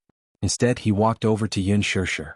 After he landed on the ground, the helicopter slowly rose into the air. However, it wasn't in a hurry to leave. Instead, it hovered about 30 meters above the ground. From the helicopter, it looked like it was raining. Countless flower petals fluttered down. So many rose petals? God, it's so beautiful. This feeling is as beautiful as a shower of petals. The sudden romance and surprise surprised everyone. Accompanied by the continuous exclamations, Gong Jie smiled as he slowly walked over to Yun Shishir amidst the shower of petals. Yun Shishir's heartbeat started to beat violently once again. In an instant, the rhythm of her heart was messed up. It wasn't until he was right in front of her that she came back to her senses. She blinked her eyes and a line of tears fell from her eyes. When Mu Yaja saw this scene, he furrowed his brows. The guess in his heart kept jumping. Hence, when Yun Shishir walked out from behind him and walked towards Gong Jie, he actually didn't stop her. Gong Jie looked at her. It was as if in this vast world, everything in the world was overshadowed. Only she was filled with vibrant colors. Other than her, no one else could enter his eyes. He stood still in front of her. Following which, He gently reached out his hand and tucked a strand of hair that had been messed up by the north wind behind her ear. "Sister, I'm late," Gong Jie said apologetically. His eyes curved as if he was smiling innocently, yet it also seemed like he was acting coquettishly towards her. However, when he saw the tears seeping out from the corners of her eyes, his heart ached as he knitted his brows. He said helplessly, "Sister, what's wrong with you?" She was actually crying. Yun Shirshir pursed her lips and choked out in grievance, "I thought, today, I wouldn't see you. I thought you wouldn't be willing to come. Little fool. How could I not come to your engagement ceremony? But you didn't pick up my calls. I called you, but I was told that you weren't in the service area. I thought you were deliberately avoiding me." The more Yun Shirshir spoke, the more aggrieved she felt. Tears welled up in her eyes. Seeing this, Gong Jie was even more at a loss. He hurriedly tried to stop her tears. His sister had loved to cry since she was young. In front of outsiders, she always liked to play the hero. Although she looked strong, her heart was extremely weak. When he heard that she had called him and he was not in the service area, he did not know whether to laugh or cry. "Sis, if you call my number, it will automatically cut off the signal after I leave the country. When I'm on business trips, I always use a satellite phone. So." Gong Jie smiled helplessly, his handsome eyebrows frowning weakly, but his eyes revealed indulgence and doting. "But look, who is the person standing in front of you now? Little Jie, so here I am. Although I'm a little late, I'm not too late. I didn't miss your most important moment." As Gong Jie spoke, he cupped her face gently and comforted her softly, "So, don't cry, okay? My dear sister, you're the most beautiful when you smile. Today is such an important day. It's not good to cry in front of so many people." Chapter 1793. As Gong Jie spoke, he gently cupped her face and softly coaxed her, "So, don't cry, okay? My dear sister, you're the most beautiful when you smile. Today is such an important day, it's not good to cry in front of so many people." A 24-year-old handsome man was actually trying his best to act cute in front of her, trying his best to make her laugh. Yun Shirshir instantly broke into laughter and gently wiped away the moisture at the corner of her eyes. Seeing this, Gong Jie's gaze softened. "That's a good girl. Sister is the most beautiful when she smiles. I love the way you smile the most." Yun Shirshir helplessly said, "Xiao Jie, stop fooling around. Why do I feel like you're coaxing a child?" "What do you mean coaxing a child?" Gong Jie innocently pursed his lips and then curled his lips. "I'm coaxing my little princess." Then he suddenly gently lifted her hand, raised it, nodded, and planted a kiss on the back of her hand. He gave her a mysterious wink and coaxed her, "Sister, I'll cast a spell for you, do you want to see it?" Yun Shirshir turned around to look at Mu Yaja, only to see him standing there expressionlessly. However, there wasn't much enmity in his eyes towards Gong Jie. She calmed down and when she looked back, she curiously widened her eyes. "What spell?" "Close your eyes," Gong Jie immediately requested childishly. Yun Shirshir was puzzled. "Close my eyes? What are you trying to do?" Close. If you don't close your eyes, how can I cast a spell?" Gong Jie acted like a child and said coquettishly. Yun Shirshir couldn't argue with him and agreed a few times before obediently closing her eyes. She really closed her eyes tightly so she couldn't see anything. However, after a while, she inexplicably felt a weight on her wrist, as if there was a touch of coldness on her skin. She was a little surprised and her eyelids moved. Gong Jie immediately said, "No peeking." Yun Shirshir obediently closed her eyes again. He didn't even dare to open his eyes secretly. After a long time, Gong Jie said gently, "All right, open your eyes." Yun Shirshir slowly opened her eyes. However, the moment she opened her eyes, a dazzling light leaped into her eyes. She was immediately attracted by this dazzling light. When she opened her eyes, she saw that a flower had been placed on her wrist. However, this flower was different from the others. Under the 3 blood-colored roses, there was a dazzling diamond. She didn't notice it at first glance because this diamond was embedded in the petals. Moreover, like a rose, its entire body was shining with a deep red. The blood-red resplendent diamond and the rose petals complemented each other. When she closed her eyes earlier, she suddenly felt her hands sink. It was because the resplendent diamond weighed at least 3 carats. Blood diamond. That was extremely rare and precious. A 1-carat blood diamond was already extremely precious. A 3-carat blood diamond could be described as priceless. Don't look down on this 3-carat diamond. It wasn't an exaggeration to say that it was a priceless treasure. In a London auction, a 0. 9-carat blood diamond was auctioned for a sky-high price of 500 million. Chapter 1794. Yun Shishir's eyes widened in shock. She was so stunned that she could not speak. She reached out and gently stroked the diamond's surface. She could tell that the diamond had just been processed. The cut surface was a little blunt, so it was obvious that it had just been cut. Yun Shishir was so touched that she couldn't speak. She didn't know where the diamond came from. "Do you like it?" Gong Jia looked at her nervously, afraid that she would say, "Don't like it," and he wouldn't know what to do. This gift was part of the Gong family's collection. Back then, when his father was selling arms in the Middle East, he sold a batch of weapons to a local terrorist organization. The terrorist organization couldn't come up with enough US dollars, so they gave him a blood diamond as a reward. The terrorist leader didn't recognize the treasure, but that didn't mean that Gong Xiaoying didn't recognize it. This blood diamond couldn't be compared to a normal diamond. After he brought it back, he kept it as a treasure. This blood diamond was rare and precious. In fact, this blood diamond was 4 carats. After carving it, it was reduced to 3 carats. There was no other 4-carat blood diamond in the world. Even if there was one, it hadn't appeared yet. Before the second one appeared, the blood diamond in Yun Shishir's hand was the real king of diamonds. Gong Jia took the blood diamond that his father had carefully collected from Zhenbao Pavilion and ordered the designer to design and carve it overnight. Finally, on the way here, he used fresh rose petals to decorate the blood diamond into a bracelet so that he could personally wear the bracelet on her wrist. Yun Shishir was so touched that she couldn't speak. Just by looking at the design of the blood diamond, she knew that this guy had spent a lot of effort on it. "I like it a lot." Yun Shishir nodded. The satisfaction on her face wasn't fake at all.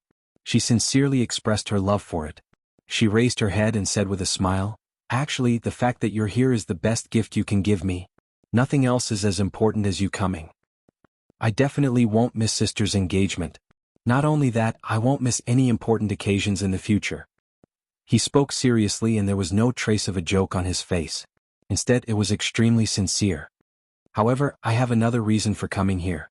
As Gong Jia spoke, he suddenly raised his cold gaze and looked at the man behind Yun Shishir. He looked at Mu Yaja, but his gaze was no longer as gentle and docile as it was when he faced Yun Shishir. Instead, it was piercingly cold and sharp. It was cold, scrutinizing, and directly pressuring. Mu Yaja also looked at him without any intention of backing down. 2 pairs of eyes met in midair. Invisible sparks flew from the collision, like a smokeless war. At that time, the 2 men looked at each other, but it was more like a battle between kings. Their eyes met, but it was more like a confrontation. The collision of the 2 men's auras created a strong magnetic field that almost shook the earth. In the end, Gong Jia was the first to break the strange silence with a smile. "Mu Yaja, do you know who I am?" "If I'm not wrong," Mu Yaja's voice paused slightly but his eyes were still cold. "Hurricane Group." Chapter 1795. "Oh, I'm sorry but you guessed wrong." Gong Jia, on the other hand, had a look of pity on his face as he shook his finger. While Mu Yaja was puzzled, Gong Jia suddenly reached out and hugged Yun Shishir's shoulder. He said to him mischievously, "I'm not here today as a member of Hurricane Group. Instead, I'm here as my sister's younger brother to attend this engagement ceremony."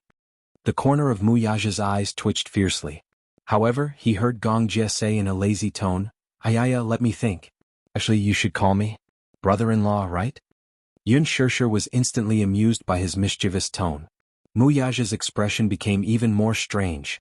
Could he imagine an enemy who had always been on the opposite side smiling and asking him to call him brother-in-law? Even though he was mentally prepared for Gong Jia to be Yun Shishir's younger brother, he was still caught off guard. Although the siblings looked similar, if not for their different attire, height, and dressing, it would be difficult to tell who was who. However, Gong Jia calling him brother-in-law still confused a certain man. Yun Shishir said helplessly, "Xiao Jiayu, sister. I didn't say anything wrong." Gong Jia said coquettishly, "I'm your younger brother. Since that's the case, shouldn't he call me brother-in-law?" Yun Shishir raised both hands and compromised. Okay. Yes, you're right. He should call you brother-in-law." Gong Jia had an "I knew it" expression. Then he raised his chin at Mu Yaja in an incomparably calm manner. As if out of some kind of provocation, he grinned and said, "Since my sister has said so, shouldn't you call me brother-in-law?" "Sure." Mu Yaja also smiled elegantly. Then, he raised his eyebrows in a somewhat provocative manner and said, "But before that, shouldn't you call me brother-in-law?" Half a second after he said that, Gong Jia smiled and blurted out, "Brother-in-law." Muyaja, Gong Jie laughed in his heart. It wasn't difficult for him to call him brother-in-law. Since he had come here, he had already prepared himself mentally. Even though he was well aware of the identity of the man in front of him, and that the blood of the person he hated the most flowed in his veins, he was willing to temporarily bury the hatchet for his sister. At least for now he could let go of all hatred and face it calmly. Muyaja gritted his teeth and unwillingly snorted. Brother-in-law. Gong Jie seemed to be deliberately making things difficult for him as he said faintly, Brother-in-law, you don't seem to want to acknowledge me as your brother-in-law. Muyaja, but it's okay. This isn't the main point of my visit. Gong Jie paused. Suddenly he let go of Yun Shishir's shoulder and strode toward him. He only stopped when he was standing in front of Muyaja. The two men faced each other. They had the same height and aura. When they confronted each other they were evenly matched. Gong Jie looked at Muyaja coldly. He narrowed his eyes and his gaze suddenly turned cold. He said in a low voice that Yun Shishir couldn't hear clearly, I'm here to warn you. If you dare to bully my sister and let her suffer even the slightest grievance, I'll destroy your Mu group. Chapter 1796. He didn't hear anything else but the words flatten the Mu group were loud and clear and he heard it clearly. A question popped up in Jiang Xin's mind. Who is this guy? What an arrogant tone. Flatten Mu Corporation. What kind of courage does he have to make such a threat in front of boss? Is he here to cause trouble for the engagement ceremony? Jiang Xin walked forward with a cold expression, but Muyaja raised his hand to stop him. Boss? Jiang Xin was puzzled, but he didn't know why Muyaja stopped him. Lu Jinyu, who had rushed over, was also shocked to see this scene. He didn't hear what kind of provocation Gong Jie had said, but just by looking at his unfriendly attitude, he could tell that he had come with ill intentions. Muyaja's face darkened slightly, but he didn't say a word. Gong Jie stared at him like a tiger watching its prey, like a lion, defending his sister's happiness. Yun Shishir was marrying this man. Sure. He was willing to believe in his sister's judgment and choice. As her younger brother, even if he was worried, he had no right to interfere. However, his sister's happiness was the only bottom line that could not be crossed. His principle was to defend his sister's happiness. Just like how you had questioned Muyaja back then, what kind of reason did a person rely on to become stronger? His answer was the same as Yu's. That was to protect the person he loved. Yun Shishir was the person he loved the most. In order to protect her happiness, he naturally wouldn't shirk his responsibility. Gong Jie stared at him silently and didn't say a word. He was waiting to see how Muyaja would respond. After a long period of dead silence, as if a century had passed, Muyaja suddenly smiled and said, Flatten Mu Corporation? Gong Jie raised his eyebrows and didn't say anything. However, the emotion in his eyes was a silent warning. Since he could say such words, it meant that he could do what he said. Muyaja didn't have much of an expression on his face. He just faintly expressed his regret. I'm sorry. I don't think you'll have the chance. After he finished speaking, his lips curled into a smile, but he was extremely conceited. Since he had decided to marry her, he would pamper her for the rest of her life. Regardless of birth, old age, sickness or death, regardless of wealth or wealth. Similarly, cherishing this woman was his bottom line as her husband. I don't need you to remind me of that. When Gong Jie heard this, he smiled and raised his eyebrows. Obviously he was very satisfied with his response. That's the best. Yun Shishir looked over curiously. She couldn't understand the invisible confrontation between the two men. Gong Jie turned and looked at her. Then he smiled and naturally hooked his arm around Muyaja's shoulder. I just had a friendly conversation with my brother-in-law. Muyaja was speechless. Friendly? He said, Flatten Mu Corporation, in a friendly manner? The corners of Muyaja's eyes twitched. Yun Shishir obviously didn't believe him. She said suspiciously, but I saw your expression just now. You looked very fierce. Gong Jie said truthfully, yes. Just now I was threatening my dear brother-in-law. If he doesn't treat you well, I'll flatten Mu Corporation. Yun Shishir was stunned for a moment. She thought that he was joking and immediately said, Shao Jie, stop fooling around. Chapter 1797. Yun Shishir didn't know whether to laugh or cry. With a clown like you backing me up, your brother-in-law definitely won't dare to bully me. But isn't it a little too exaggerated to say that you'll wipe out the Mu group? Although I know you're joking, your brother-in-law might think that you're a terrorist if he doesn't know. The corners of his lips twitched violently as he felt a pang of guilt. His words came true. He really panicked. My dear sister, how did you know that your brother is a terrorist? Could it be the legendary telepathy? Gong Jie immediately dispelled his doubts. She must be joking. He hid his identity so well.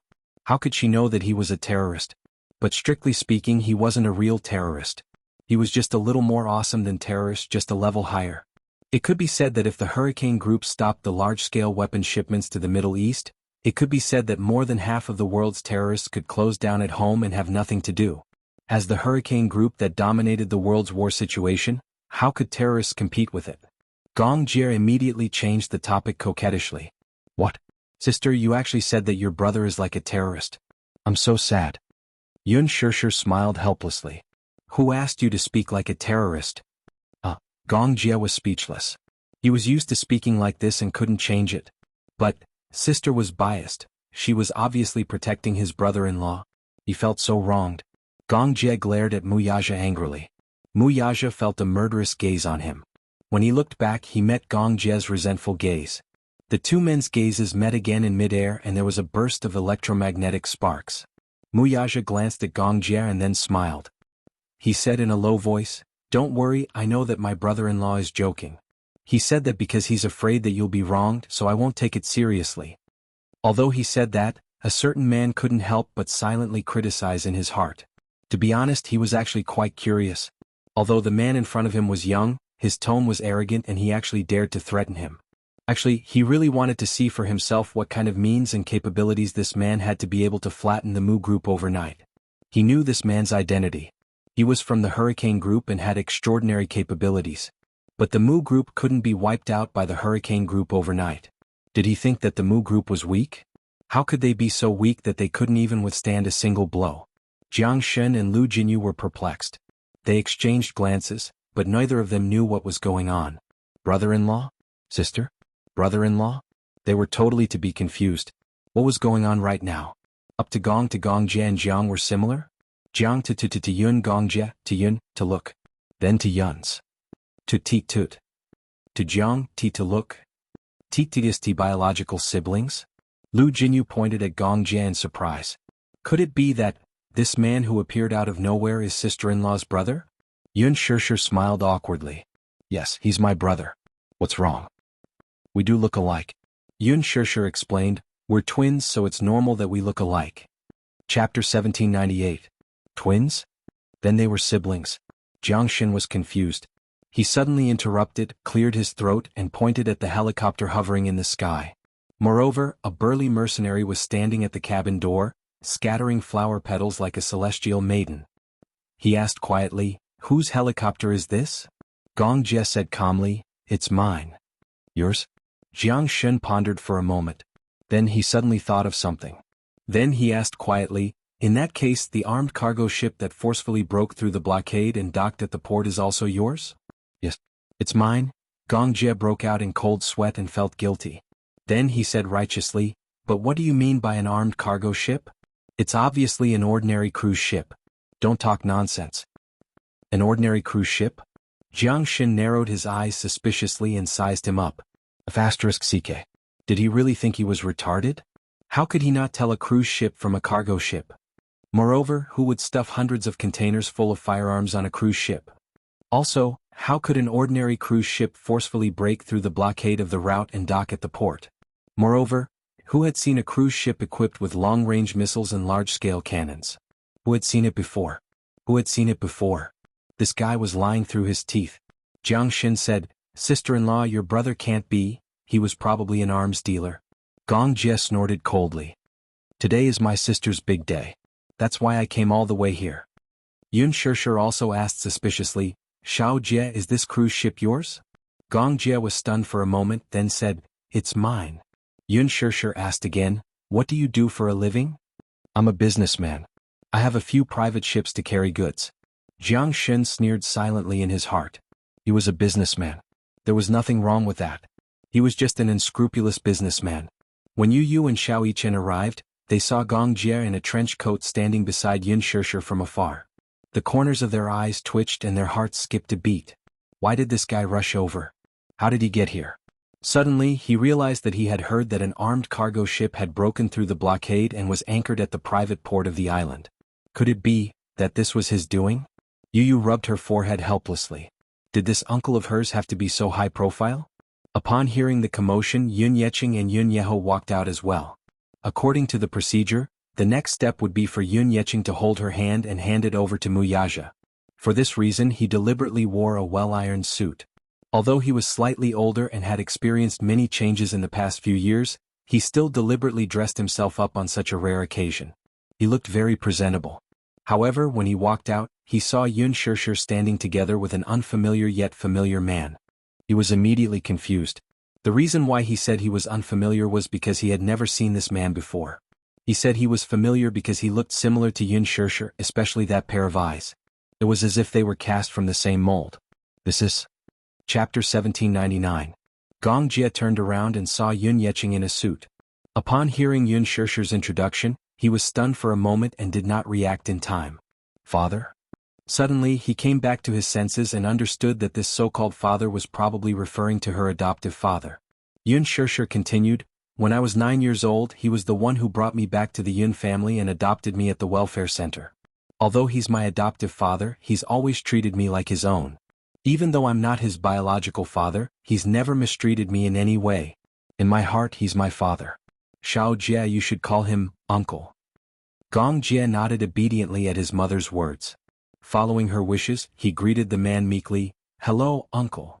He was used to being high and mighty. Unless it was in front of his father, he would never bow his head to anyone. However, this ordinary man in front of him was different. He was his sister's adoptive father. Since she said that he had always treated her like his own all these years, then he would be grateful to anyone who treated his sister well. After all, this man had taken over the role of a father to take care of his sister all these years. At least, he had saved her from being homeless. Just based on this point alone, he acknowledged it. Thus, this uncle was a sincere greeting from the bottom of his heart. Mu Yaja, who was standing at the side, was silent. This Gong Jie might seem arrogant and unruly on the surface, like a young and aggressive leopard, but in front of Yun Shishir, he was as docile and adorable as a little lamb. This contrast, it was simply too much. Yu's lips twitched as well. This uncle of his was a classic sister-con. He would do whatever his mommy said and would never refute her. He was extremely docile. He was a little uncomfortable. Recalling Gong Jie's domineering and unruly style on a daily basis, and then looking at this man who was like a little lamb right now, the little lad could not help feeling flustered. Xiao Yiqin, who was standing at the side, commented quietly, "This man looks so much like mommy." Yu said, "You should call this man uncle." Uncle. Xiao Yiqin was puzzled. What? Idiot. Because he's mommy's younger brother. Mommy has a younger brother? And they're twins. Twins? Isn't that the same as us? Xiao Yiqin then said, "This man is quite handsome." Good genes, nothing can be done about it. Yun Yeqing looked at the Gong Jie and smiled courteously. He then rubbed his hands nervously and looked at Yun Shishir inquiringly. "Shishir, Dad, this is my little brother. When I was 9 years old, I was separated from him because of a car accident. I haven't heard from you for 15 years, but the heavens are kind enough to let us meet again." Yun Shishir replied, but her face was filled with joy. She did not have the chance to introduce her father to Xiao Jie because she was worried that he would not approve of him. Alas, it turned out that her worries were unnecessary. Yun Yeqing chuckled when he heard that. "Sure. Great. This means that we're destined to be siblings.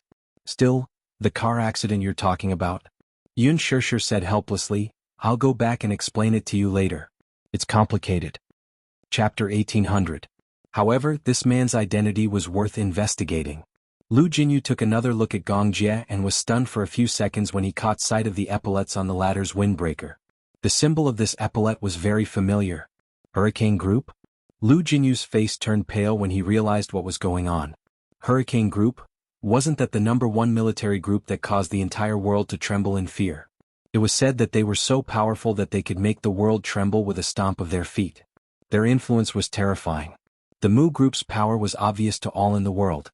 If one had to describe it, the world's financial system would fall into a state of depression with just a few sneezes from the Mu Group. However, the Hurricane Group was different. The Hurricane Group was a powerful family that controlled the world's war.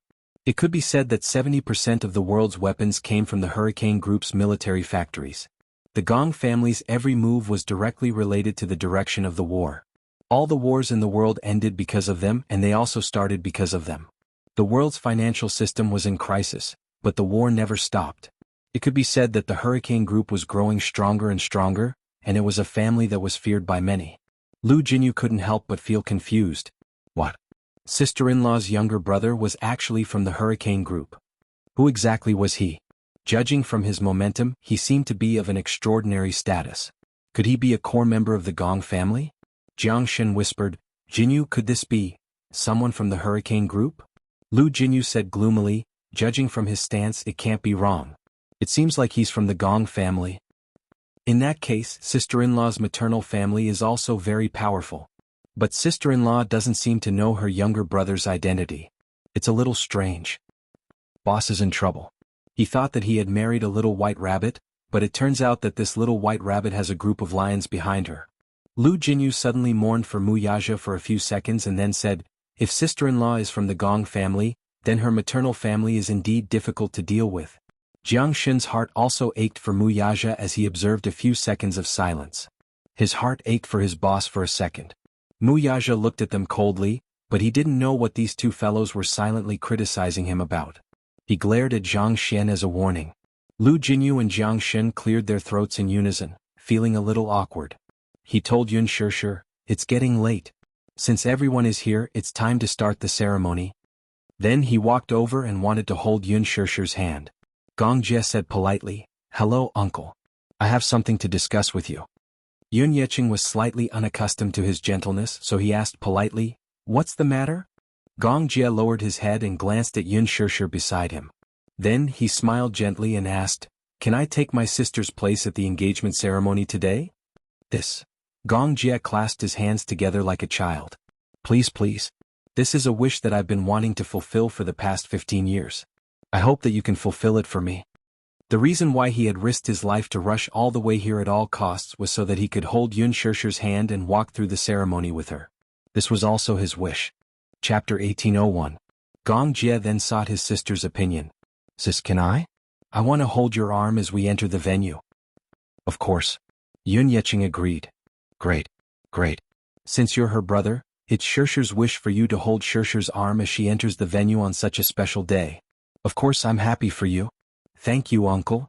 Gong Jie smiled as happily as a child. He suddenly thought of something and took out his walkie-talkie to give an order. Withdraw the helicopter and don't disturb the order of the venue. Everyone stay on the ship and listen to my orders. Don't move without my permission. Roger, sir. Gong Jie put away the walkie-talkie and gently held Yun Shishir's soft hand. He smiled at her. Sis, let's go. Okay. Gong Jie then led her slowly down the red carpet. Lu Jinyu and Jiang Shen then hurriedly immersed themselves in the ceremony. When Gong Jie and Yun Shishir appeared at the end of the red carpet, the sacred music played again. All the guests in their seats stood up in unison and looked in their direction. They were either looking at the bride-to-be with anticipation or blessing. Yu Yu and Xiao Yichen followed behind obediently. The two little guys walked up to Yun Shishir and silently lifted the hem of her gown that was spread out on the floor. A group of cute little flower girls standing in 2 rows walked up with flower baskets in their hands. The flower baskets were filled with fresh and tender rose petals. They wore pink gauze dresses and had small and cute angel wings on their backs. They were as cute as angels, just like the incarnation of Cupid, the god of love. The flower girls walked on both sides. Before the engagement ceremony, these cute little Lolas had undergone some training. Hence, when Yun Shishir and Gong Jie appeared on the red carpet, they grabbed the petals in their baskets and sprinkled them over Yun Shishir's head. Some of the flower girls were especially pretty and adorable. They had blonde hair, blue eyes, deep-set brows, and exquisite European features. Some of the flower girls were the guests' children. They had black hair and amber eyes, but after dressing up, they were extremely beautiful. However, gradually these flower girls saw Yu Yu and Xiao Yichen behind Yun Shishir. They curiously surrounded them and asked in their childish voices, "What's your name?" Yu Yu pouted and ignored them. She proudly turned her face to the side. Those little flower girls, however, persevered and went to the other side. While scattering petals, they smiled and said, "Can we be friends?" Yu Yu proudly ignored them. Xiao Yichen, however, liked to play with girls. Hence he said, "His name is Yu Yu." Yu Yu glared at him. "Why did you betray me? Idiot Yu Yu, how can you bear to reject such a cute girl?" Xiao Yichen lectured in all seriousness. "Mommy said that you have to be gentle with girls." Yu Yu was speechless. When the guests saw these adorable children interacting so innocently and heard Xiao Yichen sternly say, "You have to be gentle with girls," they were amused. "These little guys are so adorable." That's right. These two children are so handsome. Look at them. They're wearing suits and look as elegant as gentlemen. Chapter 1802. When Yun Shishir appeared in front of all the guests in her splendid attire, they were deeply impressed by her beauty. Gosh, she's too beautiful. Many of the guests had many hazy fantasies about the bride on their way here. Now that they saw it with their own eyes, they were deeply moved.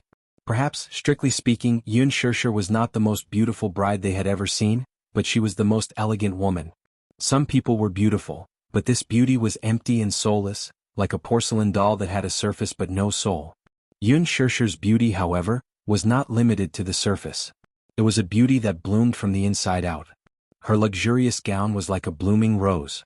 The ingenious design, not to mention the priceless jewelry on her body, accentuated her otherworldly beauty. Because of her presence, the entire venue became dreamy and illusory, like a fairyland. Her beauty made everyone gasp in admiration. Someone noticed the bouquet on Yun Shishir's hand. Even from afar, one could see the dazzling blood diamond. Do you see the diamond on the bride-to-be's hand? It's so beautiful. It's as red as blood. It's so mesmerizing. That's a blood diamond. It's very rare. Even a carat of it is very expensive. It's basically something that can only be found by chance. This small one is priceless. Blood diamonds are the noblest among diamonds. Also, this diamond doesn't look small. It's about 3 carats. The craftsmanship of the carving is uncanny. It looks like the raw stone should be even bigger. What extravagance! Someone with sharp eyes was able to estimate the weight of the diamond at a glance. Yun Qingmiao and Yun Qinli were also stunned by Yun Shishir's expensive outfit. At first, they snorted disdainfully when they saw Yun Shishir's gown. They thought to themselves, marrying into a rich family is indeed different. Not to mention his outfit, just the accessories on his body alone would be enough to blind them. His heart was filled with envy and jealousy. However, it was out of his reach. However, when they noticed the bouquet on Yun Shishir's wrist, their eyes almost popped out of their sockets. They did not know how precious a blood diamond was. In comparison, this dazzling diamond was dazzling and mesmerizing. Which girl did not like diamonds? There was no way they could resist diamonds. Who could be as lucky as Yun Shishir to be doted on by everyone? Therefore, most people could only look at her in envy. When Yun Qingmiao saw the man holding Yun Shishir's arm, her eyes widened in shock and amazement. "Qinli, look at the man beside Shishir, he's so handsome. He's better looking than many celebrities on TV. I don't think so. I think brother-in-law is more handsome than him." Although Yun Qinli said this, she still looked at him with admiration. "But brother Mu is already taken. You'd better stop thinking about it. This man looks quite similar to Shishir," Jianghu suddenly said from the side. Yun Qingmiao was surprised. She did a close comparison and found that the man looked very similar to Yun Shishir. She had never heard of such a person before though. Chapter 1803. Yun Qingmiao chimed in. Judging from his attire, he should be a wealthy and respectable figure. Perhaps he's also a big shot with a powerful background. Yun Qinli was a little jealous, so much so that the way she looked at Yun Shishir changed. Indeed, one could not compare with another. She envied Yun Shishir's good fortune. Initially, she was jealous that she had the opportunity to go to university, had a high academic qualification and was born in the city. She was like a rich young lady who lived a life of luxury and did not have to worry about food and clothing. Later, when she met Yun Shishir's fiancé, she muttered to herself how she had met such a good man. He had an extraordinary background, a respectable family background and a handsome face. She could not figure it out.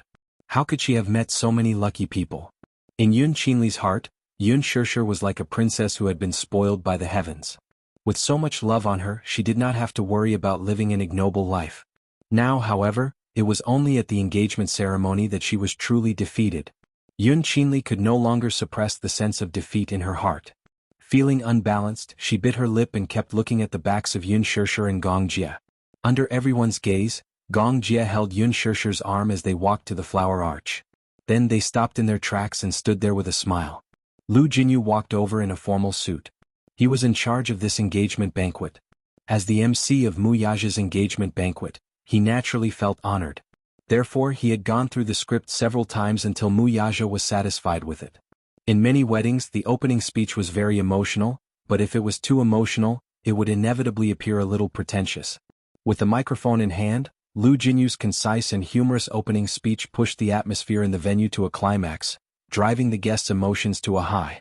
As a key figure in Xingyu Financial Corporation's board meetings, Lu Jinyu naturally did not have stage fright or shyness, but he could not help but feel a little nervous before going on stage. After all, it was different from the past. Today he was going to make an opening speech. It was Big Boss's engagement party. He would be lying if he said that he wasn't nervous. If he messed up, his boss would definitely not let him off. Not only would his bonus be deducted, but he would also have to pay for his marriage. Therefore he attached great importance to it. But when he went up on stage, he quickly blended into the happy and warm atmosphere. With excitement in his heart, he gradually unfolded the lines that he had memorized overnight. Yun Shishir held onto Gong Jie's arm.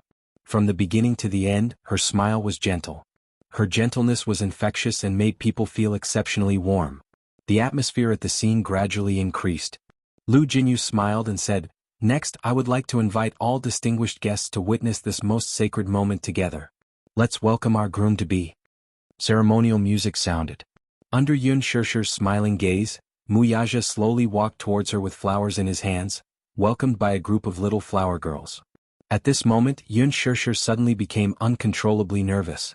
So much so that Gong Jie, who was standing beside her, could feel her extremely stiff hands. "Xiaojia, what should I do?" "I'm a little nervous," she said secretly, but her face was red and she had some difficulty breathing. Gong Jie did not know whether to laugh or cry. He said, "Why are you nervous? Are you afraid that the groom-to-be will run away at the last minute?" Chapter 1804. "All right. Be good. Don't be nervous," he said gently as he patted the back of her hand to comfort her. It was like a form of encouragement, as though he was telling her not to be nervous because he was here. Yun Shishir looked up and exchanged glances with him.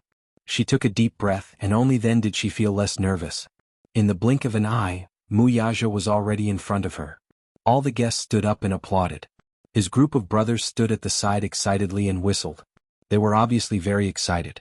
Muyaja turned slightly and put a finger to his lips, indicating for everyone to keep quiet. Everyone quietened down in an instant. He turned around and looked at her. His gaze was deep and gentle as he said, "Do you know? I've been waiting for you for 28 years for this moment."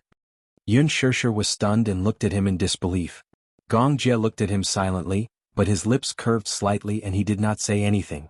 Muyaja's thin lips curved into a charming smile, but he asked gently, "Do you believe in love at first sight?" Yun Shishir pursed her lips and nodded. Her eyes were a little hot. "I believe in it." She had always believed that love at first sight was a fated encounter. "At first I didn't believe in it," Muyaja continued, "but when I met you, I felt that you belonged to me. Luckily, it wasn't too late to meet you." "I wasn't late." Yun Shishir was so shocked that she almost suffocated. He rarely said words of love, but today in front of everyone he actually said such words of love that made one's heart skip a beat.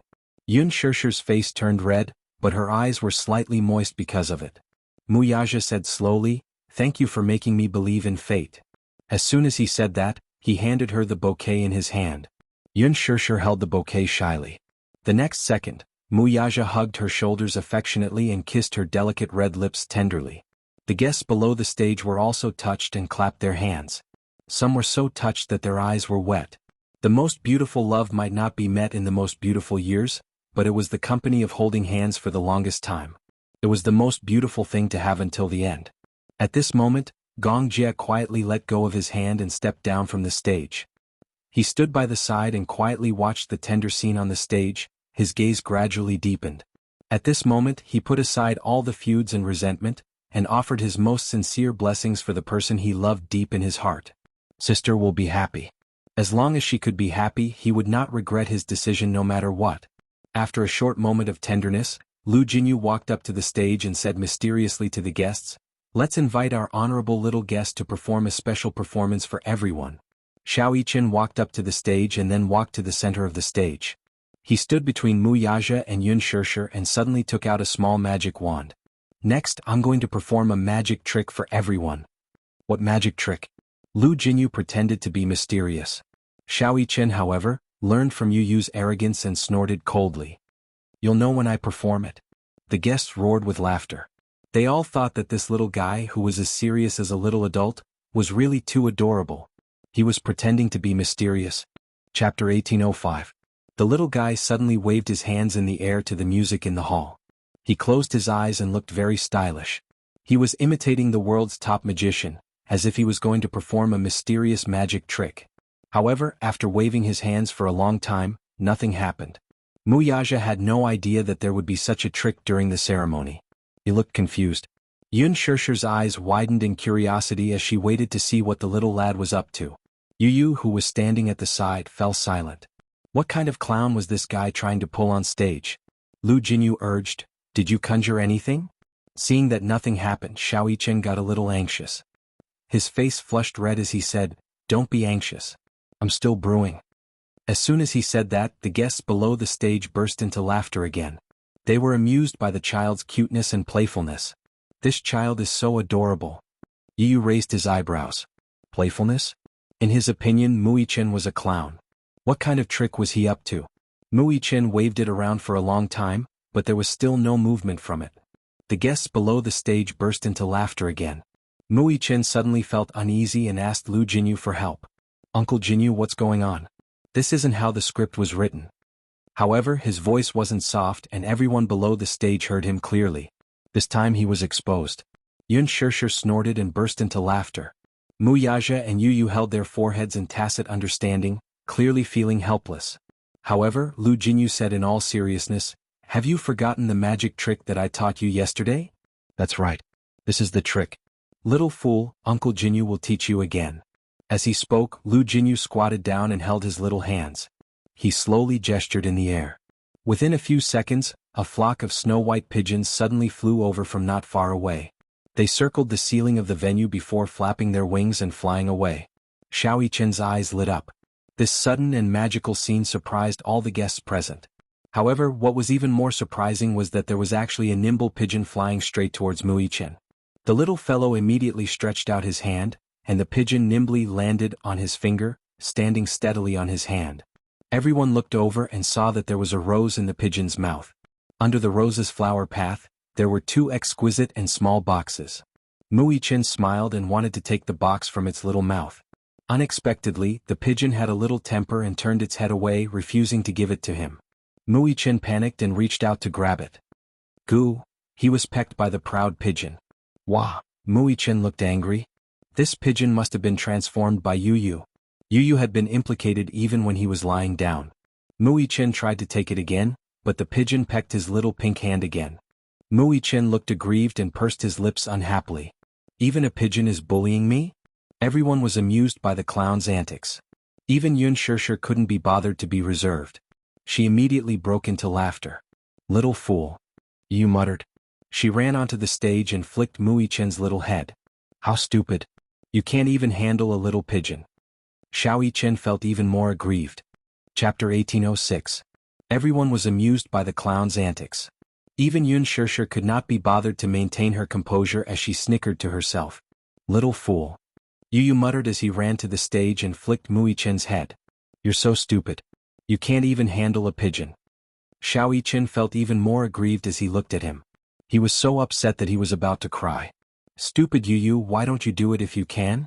Yu snorted arrogantly, but he still reached out and gently patted the pigeon's head.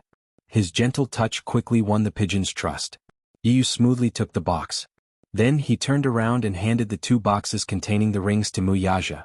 Wuxia was dumbfounded, unable to believe what he had just seen. Yu seemed to have telepathy with the pigeon. That's not fair.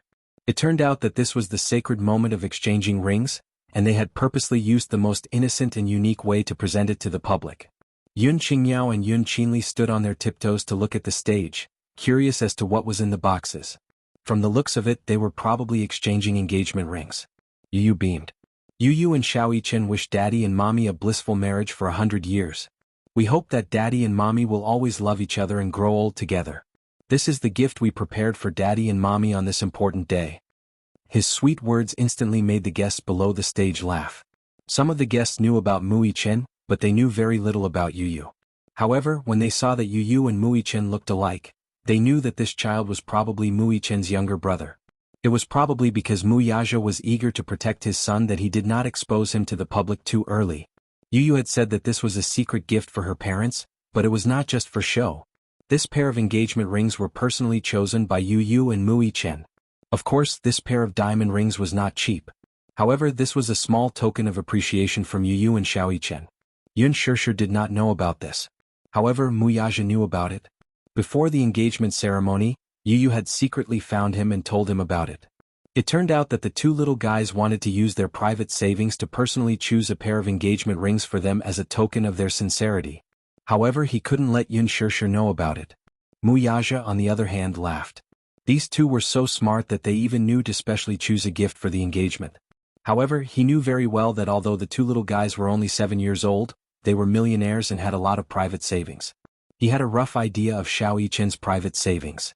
As for Yu Yu, as a core member of Hurricane Group, it was natural that he had a lot of money in his hands. That was a very impressive amount of money. Even Mu Yaja did not have a direct understanding of his son's wealth. He only knew that Hurricane Group's financial strength was not inferior to Mu Corporation's. In fact, it might even be stronger than Mu Corporation's. Chapter 1807. When Xiao Yichen found out about this, he wanted to join in as well. He also took out his secret stash of money and said that he wanted to choose together with Yu Yu. Hence, the two little rascals started to choose early on. Mu Yaja was a little surprised. Then he asked curiously about the design that the two little rascals had chosen.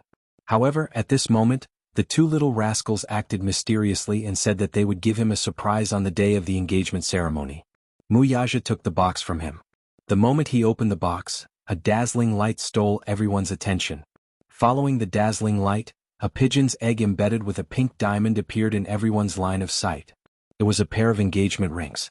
On the female ring, there was a rose gold ring holder with a 2-carat pink diamond embedded in it. The unique design and exquisite craftsmanship made it look like a work of the gods. There were a total of 121 exquisite facets.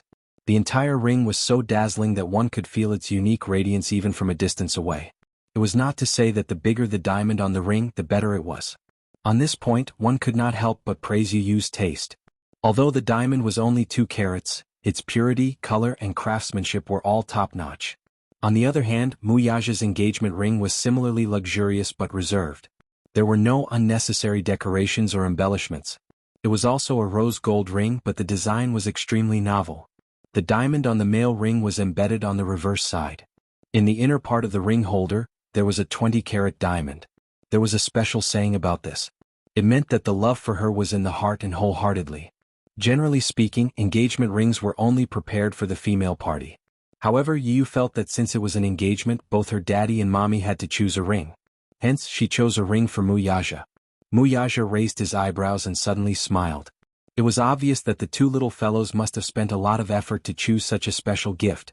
He smiled at Yu Yu and Mu Yichen to express his gratitude. Then, with everyone watching, he lifted Yun Shishir's hand and slowly put the beautiful ring on her ring finger. At this point, it was like a silent and solemn declaration of his sovereignty. From now on, this woman would be his rightful fiancée. Under everyone's witness. Yun Shishir gently raised her hand. On her slender finger, there was a ring that was so beautiful that it could not be any more dazzling. She smiled and lifted Mu Yaja's hand. She took out the diamond ring and slowly put it on his ring finger. From this moment onwards, he was officially her fiancé. When Yun Shishir thought of this, countless complicated feelings welled up in her heart. In the end, there was only sweetness and gratitude. Kiss me, kiss me, kiss, kiss. The guests below the stage were infected by the sweet and warm atmosphere. They could not help but encourage and cheer loudly. Chapter 1808.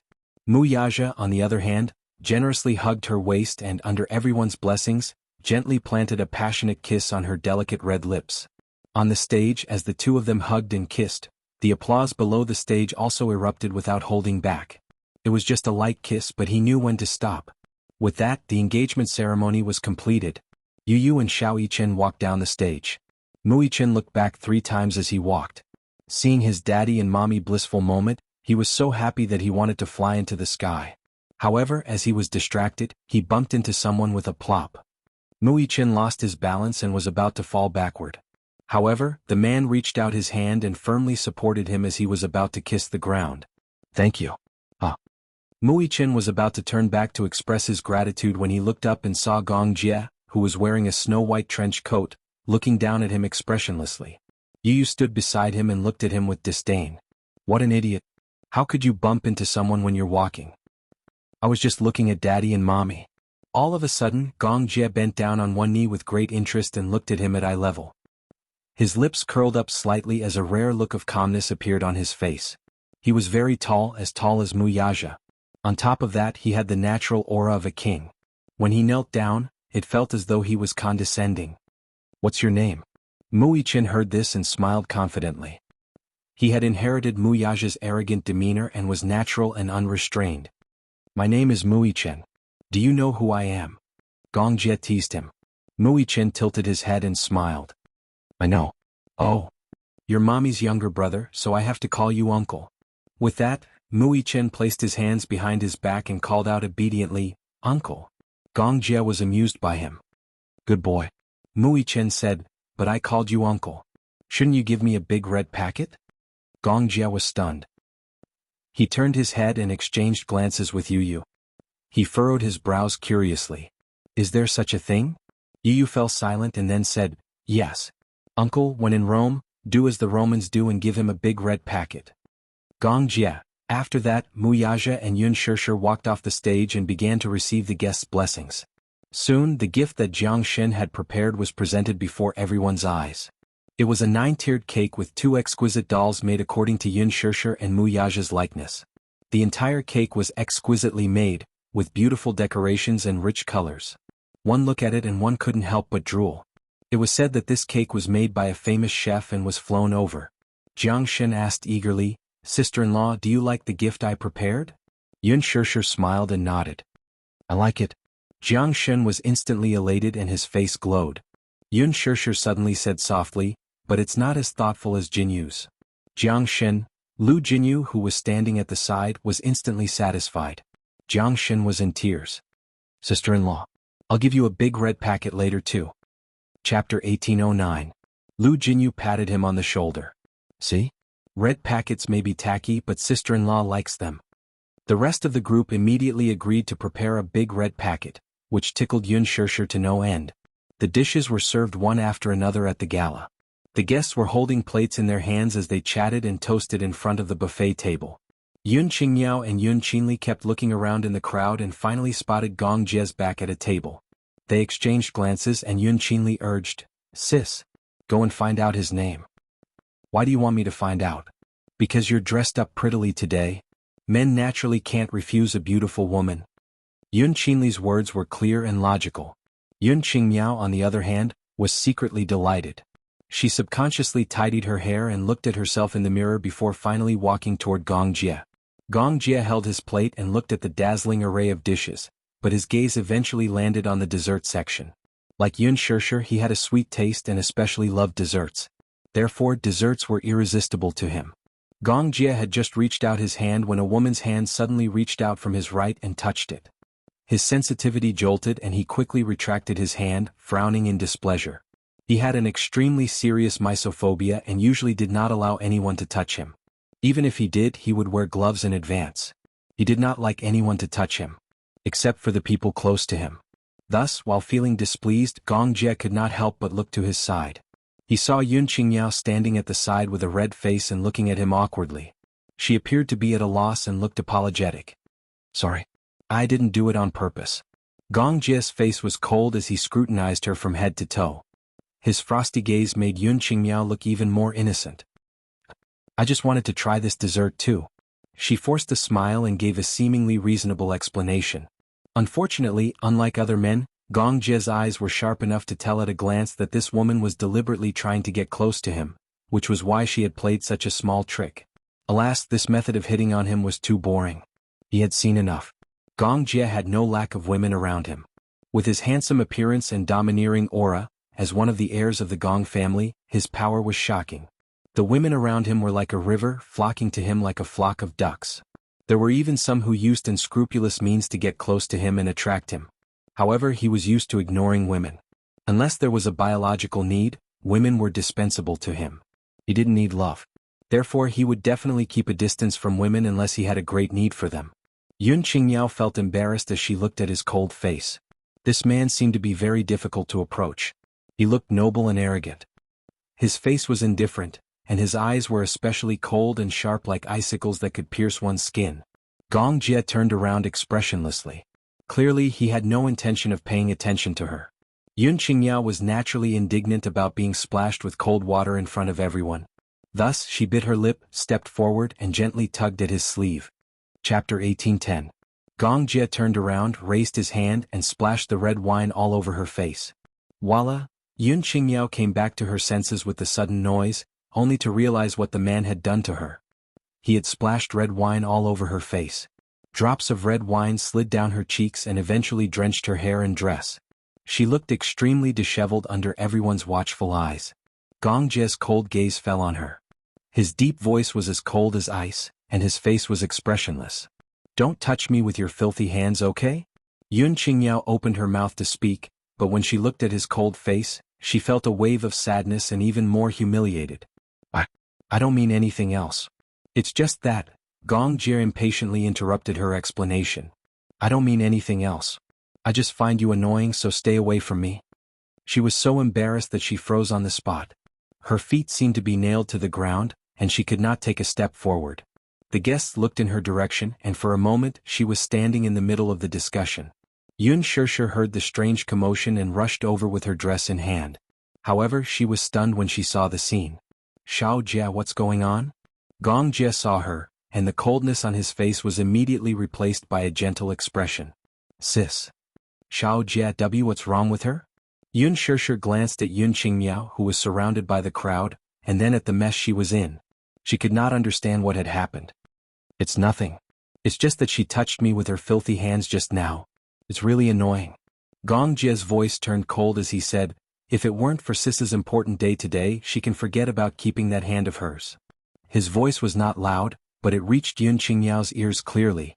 She could not help but shudder at such a cold and frightening statement. It was so cold that it penetrated her heart. These words were not false at all. In the past, at a private party, a woman had tampered with his wine glass in order to get Gong Jie. When the Gong Jie found out, one of her hands was crippled on the spot. Perhaps on the surface, this man was so docile and well-behaved. This tenderness was only limited to Yun Shishir. Other than her, the Gong Jie treated women rather coldly. This was something Yun Qingyao had learned firsthand. For a moment she was embarrassed and aggrieved. She covered her face awkwardly, lifted her messy dress and hurriedly left. Yun Shishir furrowed her brows, not knowing what to say. Gong Jie saw her eyebrows tightly knitted, suddenly a little nervous. "Sister, are you angry with me?" "How could this be? You don't look well." "I'm not angry." Yun Shishir smiled helplessly. "But Xiao Jie, there are some people that you don't have to care about." Gong Jie said guiltily, "I'm sorry.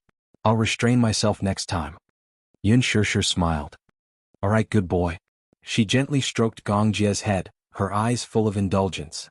Yun Qingyao returned to her room, and Yun Qinli arrived shortly after, only to see her sister huddled in a corner and crying silently. "Sis, are you crying?" Chapter 18:11. Breaking down, Yun Qingyao interrupted her and questioned, "You're not the one who embarrassed yourself in front of so many guests. Why are you making sarcastic remarks here?" Yun Qinli was speechless. Yun Qingyao was crying so hard that her eyes were red and swollen. The thought of being splashed with wine and humiliated in front of so many people just now filled her with resentment and nowhere to vent. Hence, she did not hold back in her tone toward her older sister. Yun Qinli, however, snapped, "I'm not the one who splashed red wine on your face. Do you have to be so angry at me?" Yun Qingyao snorted but did not say anything. She just kept sobbing, clearly feeling aggrieved. Yun Qinli walked to her side, squatted down and suddenly whispered, "I heard that man call Yun Shishir's sister earlier. Could they be long-lost siblings?" "Sister?" Yun Qingyao looked up with reddened eyes in suspicion. He should be Yun Shishir's younger brother. Judging from their appearances, the two of them do look very similar. Why? Why? Yun Qingyao broke down and wailed. Why does Yun Shishir have so much? She has such a handsome fiancé who is so powerful that he even booked an entire island for her engagement party. Not only that, do you see the accessories she's wearing? Do you see that pair of engagement rings? Do you see that priceless gown she's wearing? Why does she deserve to be doted on like a princess? Yun Qinli frowned and suddenly said, "I asked around earlier. This private island isn't booked." "Then what is it?" "This is one of the private properties under Shishir's fiancé's name. In other words, this island has long been under his name. Yun Qingyao's eyes widened and she was speechless. Sister, have you heard of Dishing Financial Group? Yun Qingyao shook her head, baffled by the situation. Never heard of it. What happened? I did some research. If I'm not wrong, Shishi's fiancé is the CEO of Dishing Financial Group. Yun Qingli's eyes were filled with jealousy and envy. So what? Yun Qingmiao, on the other hand, knew very little about Dishing Financial Group, so she did not take her words to heart when she heard them. Yun Qingli raised her eyebrows and looked at her in disbelief. So what? Sister, do you know the status of Dishing Financial Group in the country? Do you know how much Shishi's fiancé is worth? Do you know what it means to be the president of Dishing Financial Group? If Shishi's fiancé is the rumored mysterious young master of Dishing Financial Group, then it can be said that if Shishi marries this man, she will undoubtedly become a phoenix and enjoy a lifetime of glory. Is it that exaggerated? Don't you know how many real estate companies Dishing Financial Group owns? Whether it's finance, real estate, entertainment, vacations, star-rated hotel chains, medical care. Dishing's Polar Light Group has a lot of investments in every field. It can be said that with this identity alone, Yun Shishi's life, she'll really become a phoenix. As Yun Qinli spoke, her eyes were filled with undisguised jealousy and hatred. Chapter 18:12. After marrying him, she would not have to worry about her life's glory and wealth.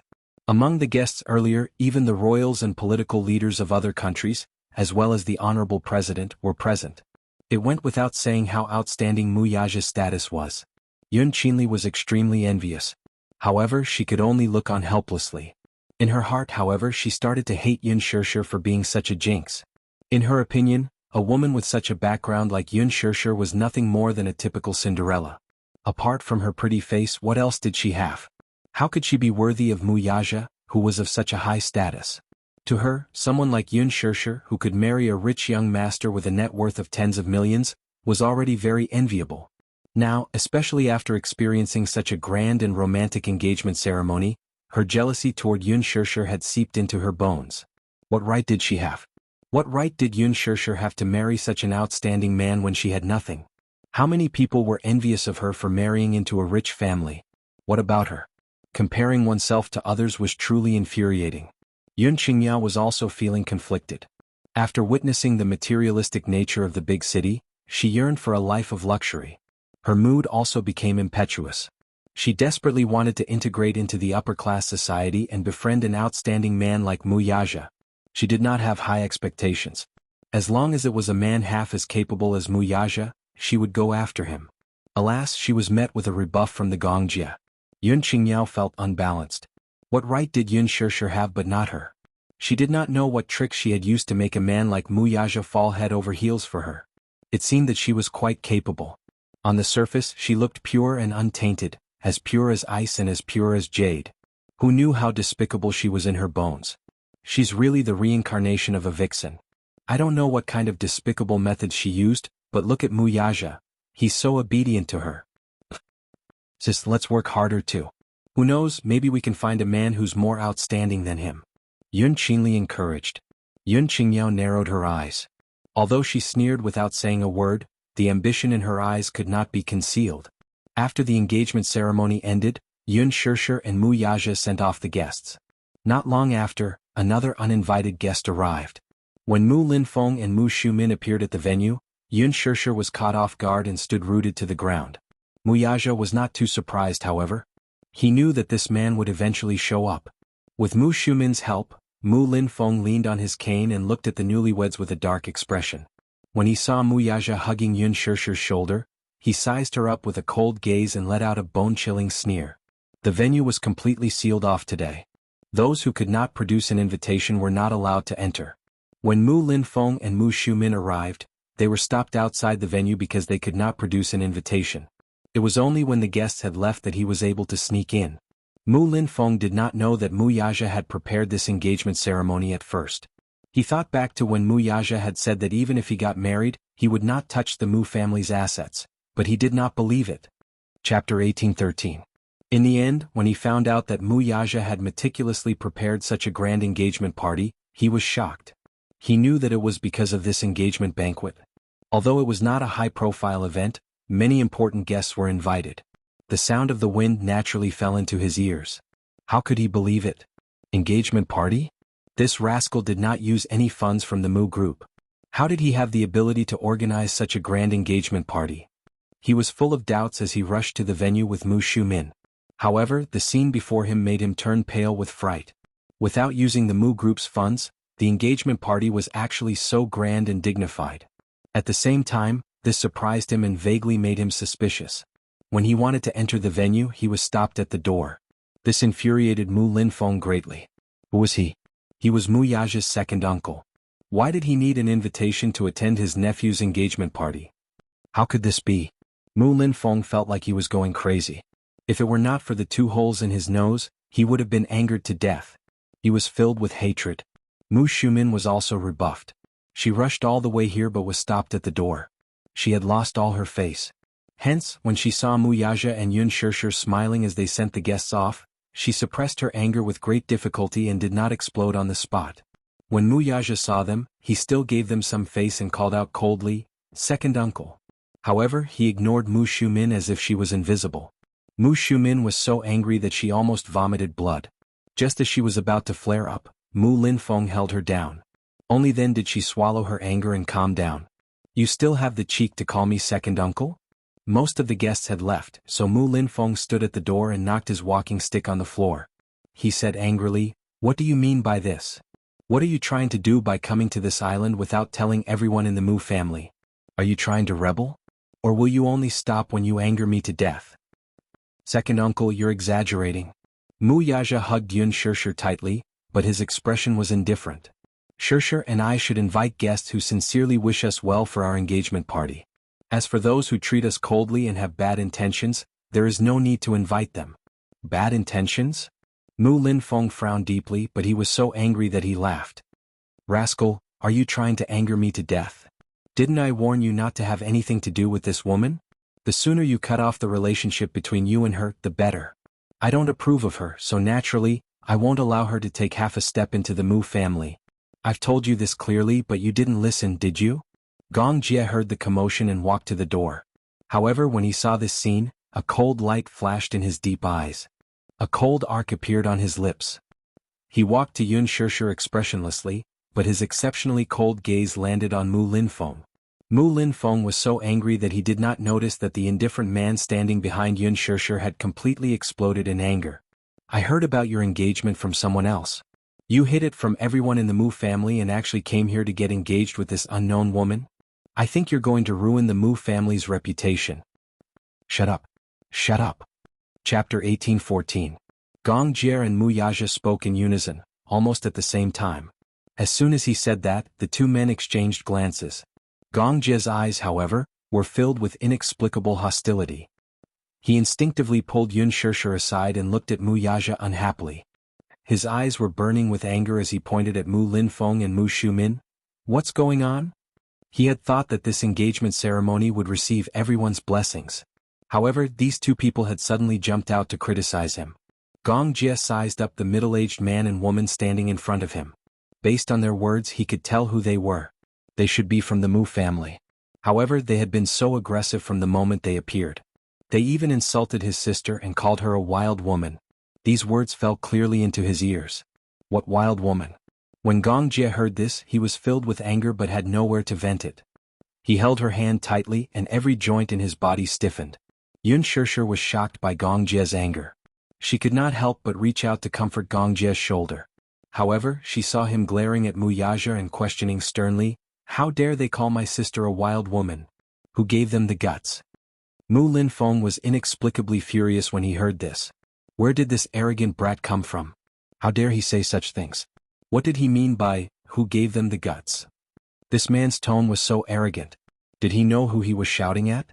If he knew, he would probably feel the greatest remorse. It seemed that this brat was a typical example of a young and impetuous man. He probably did not know who he was offending. Mu Linfeng was so angry that he could not speak. Mu Xiumin stood at the side and mocked, "Who is this arrogant brat? Looking at his face, he seems to be this wild woman's biological brother. The sister is shameless and wants to climb up the social ladder. As the brother, he should be shameless and want to use his sister's relationship with the Mu family to climb up the social ladder." "Shut up. Mu Yaja's eyes darkened as he reprimanded Mu Shumin. Mu Shumin was so angry that he frowned and his face twitched. Yaja. Who are you asking to shut up? I asked you to shut up. Mu Yaja was fuming. He stared at Gong Jie holding Yun Shishir's waist and said coldly, "Let her go. She's my sister, of course I have to protect her.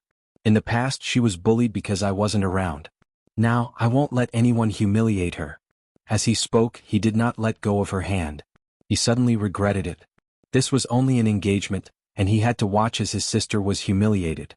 Looking at the situation, it wasn't the first time this had happened. Gong Jie did not dare to imagine how much his sister had suffered when he was not around. What did this mean? This meant that this man could not protect his sister at all. This meant that he did not have the ability to do so. How could he be assured to hand his sister over to this man? He did not even have a reason to convince himself. At the thought of this, Gong Jie shielded Yun Shishir behind him even more. His protective stance agitated Mu Yaja even more. Chapter 18:15. She's not only your fiancée but she's also my sister. She's my most important family member. Don't forget that I warned you before that if you let my sister suffer even the slightest grievance, I'll flatten the Mu group overnight. The anger that the two men had been suppressing was now unleashed without any restraint. For a moment the two of them faced each other. Sparks flew and the surrounding atmosphere turned cold in an instant. Gong Jie curled his lips and tightened his grip on Yun Shishir's hand. With a look of disdain he said, "Moreover, it's just an engagement. She's not officially your wife yet." Yun Shishir glanced at Gong Jie and then at Mu Yaja. She bit her lip in annoyance and opened her mouth to say something, but Gong Jie said in a low voice, "Sister, don't say anything." Shao Jie, shu. Gong Jie put a finger on her lips, indicating for her to keep quiet. "I'm sorry, sister. I can control my temper in any matter but not in this matter. Shao Jie, you, listen. Just based on the fact that the Mu family called her a wild woman of unknown origin, I can't sit back and do nothing." With that, Gong Jie looked coldly at Mu Linfeng, but his gaze was full of hostility. Mu Linfeng, on the other hand, was taken aback by his insolent words. "Flatten the Mu group overnight?" Mu Shumin repeated, but she felt that it was very funny. She suddenly let out a cold snort. "You brat, not only do you have a big temper, your tone is also not small. I don't know what you're going to do to flatten the Mu group." Mu Linfeng was stunned and kept quiet. Why did he have a feeling that this man wasn't just spouting nonsense? He glanced at Gong Jie and gradually felt that although this young and arrogant man had an extraordinary aura, he was not a simple person. That was because he saw Gong Jie's eyes. Those were the arrogant eyes of a king. They were insufferably arrogant and unruly. It was as if he could trample the whole world under his feet if he wanted to. Gong Jie sneered and mocked, "Remember, my sister is nobler than you. You're not worthy of my sister." Mu Shumin's eyes were filled with anger, but they were full of mockery. "Not worthy of her? Who do you think your sister is? She's just a lowly commoner. Do you think that you can climb up the ranks and enjoy all the glory and wealth just because you're related to the Mu group? I think you're dreaming." Mu Yaja coldly replied, "Shut up. You have no right to speak here." Scram. Mu Shumin looked at him in disbelief and said, "What did you say? You're asking me to?" "Mu Yaja, I think you've lost your mind, haven't you? This woman is really scheming. I don't know what kind of bewitching potion she used to make you so infatuated with her. How can you side with an outsider? I'm your aunt, but what about you?" He actually dared to say such disgraceful words? "How dare you speak rudely to me for an outsider with ulterior motives? How presumptuous." Mu Yaja said coldly, "Who's the one speaking rudely? Shishir is my fiancée. In the future she'll be my only wife. Show some respect." Chapter 18:16. Who else could it be? Mu Shumin sneered, but every word of hers was laced with poison. "Tell your sister, don't be delusional. Don't think that just because she's sucked up to the Mu family she can really become a phoenix." Yun Shishir clenched her fists, so angry that she was at a loss for words. Gong Jie's heart ached as he hugged her tightly. He was so angry that his face turned cold. He looked up and his eyes were sharp as he said word by word, "He ba. Make her shut up." A fully armed man behind him took a step forward and slowly closed in on Mu Shumin. Mu Shumin looked at the man who was closing in on her. Seeing that he was fully armed, she inexplicably panicked. "You. What are you doing?" Just as she finished speaking, she felt a black shadow flash in front of her. When she suddenly reacted, that man had flashed behind her like a ghost. His large palm grabbed her chin and forcefully twisted, only to hear a very heavy sound. With a kacha sound, her chin was instantly dislocated. The immense pain made Mu Shumin break out in cold sweat. She held her injured chin and stammered, but because of her dislocated chin she couldn't utter a coherent sentence. The man waved his hand again and a fiery hot slap landed on her face. Instantly she couldn't find her bearings. Mu Shumin was also someone who had served in the army for 3 years.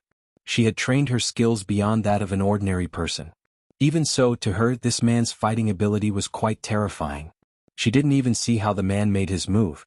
She felt the world spinning around her, and the next second she was pathetically placed on the ground. This slap almost perforated her eardrums, and there was a loud buzzing sound in her ears, causing her to see black and white in front of her eyes. Even her brain was a little dazed. Yun Shirshir was tongue-tied at this sight. She then turned to look at Gong Jie in shock. Mu Yaja's expression changed, but he didn't say a word. In fact, even if Gong Jie didn't do it, he would have done it. This Mu Shumin was really too presumptuous. When Mu Linfeng saw this, he was inexplicably shocked and furious. Stop. Iba. Continue to hit her. Gong Jie, who was holding Yun Shirshir in his arms, casually said this. Mu Linfeng was about to stop him, but the man pushed him aside. Mu Shumin was in so much pain that she was in tears. However, in the next second she felt her collar was pulled up again. Then she was ruthlessly slapped, one after another, until she didn't even have the chance to cry out in pain. It was a horrible scene. Although it was a manzazazaz, it was a mercenary. But for mercenaries there was no such thing. He only obeyed the orders of his employer. Whatever the employer asked him to do, he would do it without hesitation. His execution was top-notch. Mu Linfeng stood at the side looking anxious and angry. He looked at Mu Yaja, who was watching indifferently from the start, with a hateful expression. You're just going to watch your aunt be humiliated, aren't you?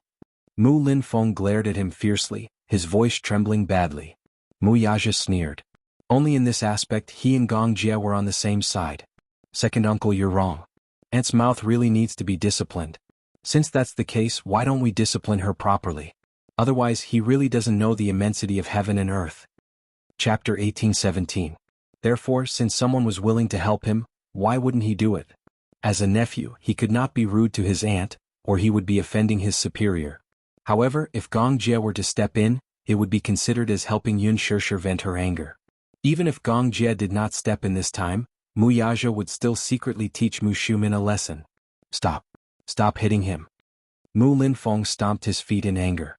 Gong Jie remained expressionless as he held Yun Shirshir's shoulders and looked coldly at Mu Shumin, who was being punched and kicked on the ground, without any intention of backing down. It was as if this was the only way to appease his unhappiness. Herba was one of the top experts by Gong Jie's side. As a veteran mercenary of Mercenary Paradise, he had a lot of experience. After 10 years of war, his body was practically made of steel. Even the blood flowing in his body was like a strong liquid made of molten iron. Don't be fooled by the fact that he didn't use much strength in that punch. Even so, with just a few slaps she would definitely fall apart. Mu Shumin was beaten black and blue, but even so, Gong Jie had no intention of retracting his order. He had decided to beat this woman who had offended his sister to death. In front of Yun Shirshir he might be obedient and docile like a sheep without any temper, but other than that, in the eyes of his subordinates, Gong Jie was a rather vicious and merciless person. How vicious and merciless was he? It could be said that he was an extremely vicious person despite his young age. Anyone who angered him would end up in an especially tragic state. Yun Shirshir's heart skipped a beat as she watched. Even though she detested this woman for speaking without restraint, Gong Jie's subordinates were still too ruthless in their actions. She could not bear to watch any longer. This was definitely not a joke. If this went on, one could imagine that even if she did not lose half her life she would have a few broken ribs. But the current atmosphere was too strange. While Mu Yaja remained unmoved, Gong Jie's face remained impassive. In fact, his lips even curled into a sinister smile. Thus she said fearfully, Xiao Jie, stop hitting me. If this goes on she'll lose her life. Sis, you don't have to speak for her. Have you forgotten what she said about you? Gong Jie said expressionlessly, how dare this woman humiliate you? I will never forgive her. Mu Linfeng retorted furiously, how arrogant of you. Do you know who we are? How dare you touch the Mu family? Do you know what kind of disgraceful thing you're doing? If you continue beating him like this, you'll beat him to death. How dare you? Gong Jie glanced coldly at Mu Linfeng and said nonchalantly, I want her life. You dare to bully my sister? You deserve to die. Otherwise, do you think that the Gong family can be bullied by any Tom, Dick, or Harry? The Mu family? Who do you think you are? Do you think that the Mu family can do whatever you want and bully others? I'd like to see if the Mu family or the Gong family is more capable. Mu Linfeng was stunned and looked at him in disbelief. The Gong family? What did this man just say? The Gong family? Could he be from the Gong family? Chapter 1818. The only thing she was concerned about now was that Mu Shumin was about to lose her life. Even though she hated her, today was the happiest day of her life. She did not want to cause any bloodshed because of one person. She would not feel good if they parted on bad terms because of this. Hence, she said in a pleading tone, Xiao Jia, listen to me, okay? At least not here. Today is my engagement day. Don't make such a big fuss. Don't overdo it. Okay. When Gong Jie heard this, he frowned but did not object forcefully. He took a deep breath and opened his eyes abruptly. With a sharp gaze he said, Stop. Almost at the same time he finished speaking, Herba stopped and retreated behind him, ready to receive orders at any time. You're too heavy-handed. What if you kill her? Gong Jie reprimanded impatiently. Iba looked confused. Didn't he ask him to be heavy-handed? Today is my sister's important day. How unlucky would it be if I kill her and get covered in blood? Gong Jie reprimanded again. Whatever Yun Shishir said, it was the truth. According to his original intention, a woman like her should be killed as soon as possible. However, his sister said that he could not kill anyone on such an important day. He immediately changed his stance and stood on the same side as Yun Shishir. The corners of Mu Yaja's eyes twitched fiercely. This Gong Jie was really not an ordinary person. In front of his subordinates and Yun Shishir, he was Satan on one side and an angel on the other. Earlier, he had viciously said that he wanted Mu Shumin's life. Once Yun Shishir spoke, he immediately flapped his wings like an adorable little angel and flew around Yun Shishir. Mu Linfeng walked to Mu Shumin only to see her lying face down on the ground, unconscious. When he turned her over with difficulty, he saw that her eyes were rolled back, her face was covered in blood, and her entire body was limp. Especially her two arms, they were curled up at an extremely twisted angle, as if they had been severely fractured, twisted into a terrifying angle. It was a tragic sight. It was already not easy to keep her life. Mu Linfeng's mind was in a mess. Hence, he did not care much and hurriedly called for people to carry Mu Shumin to the island's infirmary. As he escorted Mu Shumin away, he glared fiercely at Gong Jie with a hostile look. His heart was full of vigilance. This man was simply a terrifying existence. Mu Linfeng snorted coldly and left in a hurry. Mu Yaja expressionlessly ordered people to clean the mess on the ground.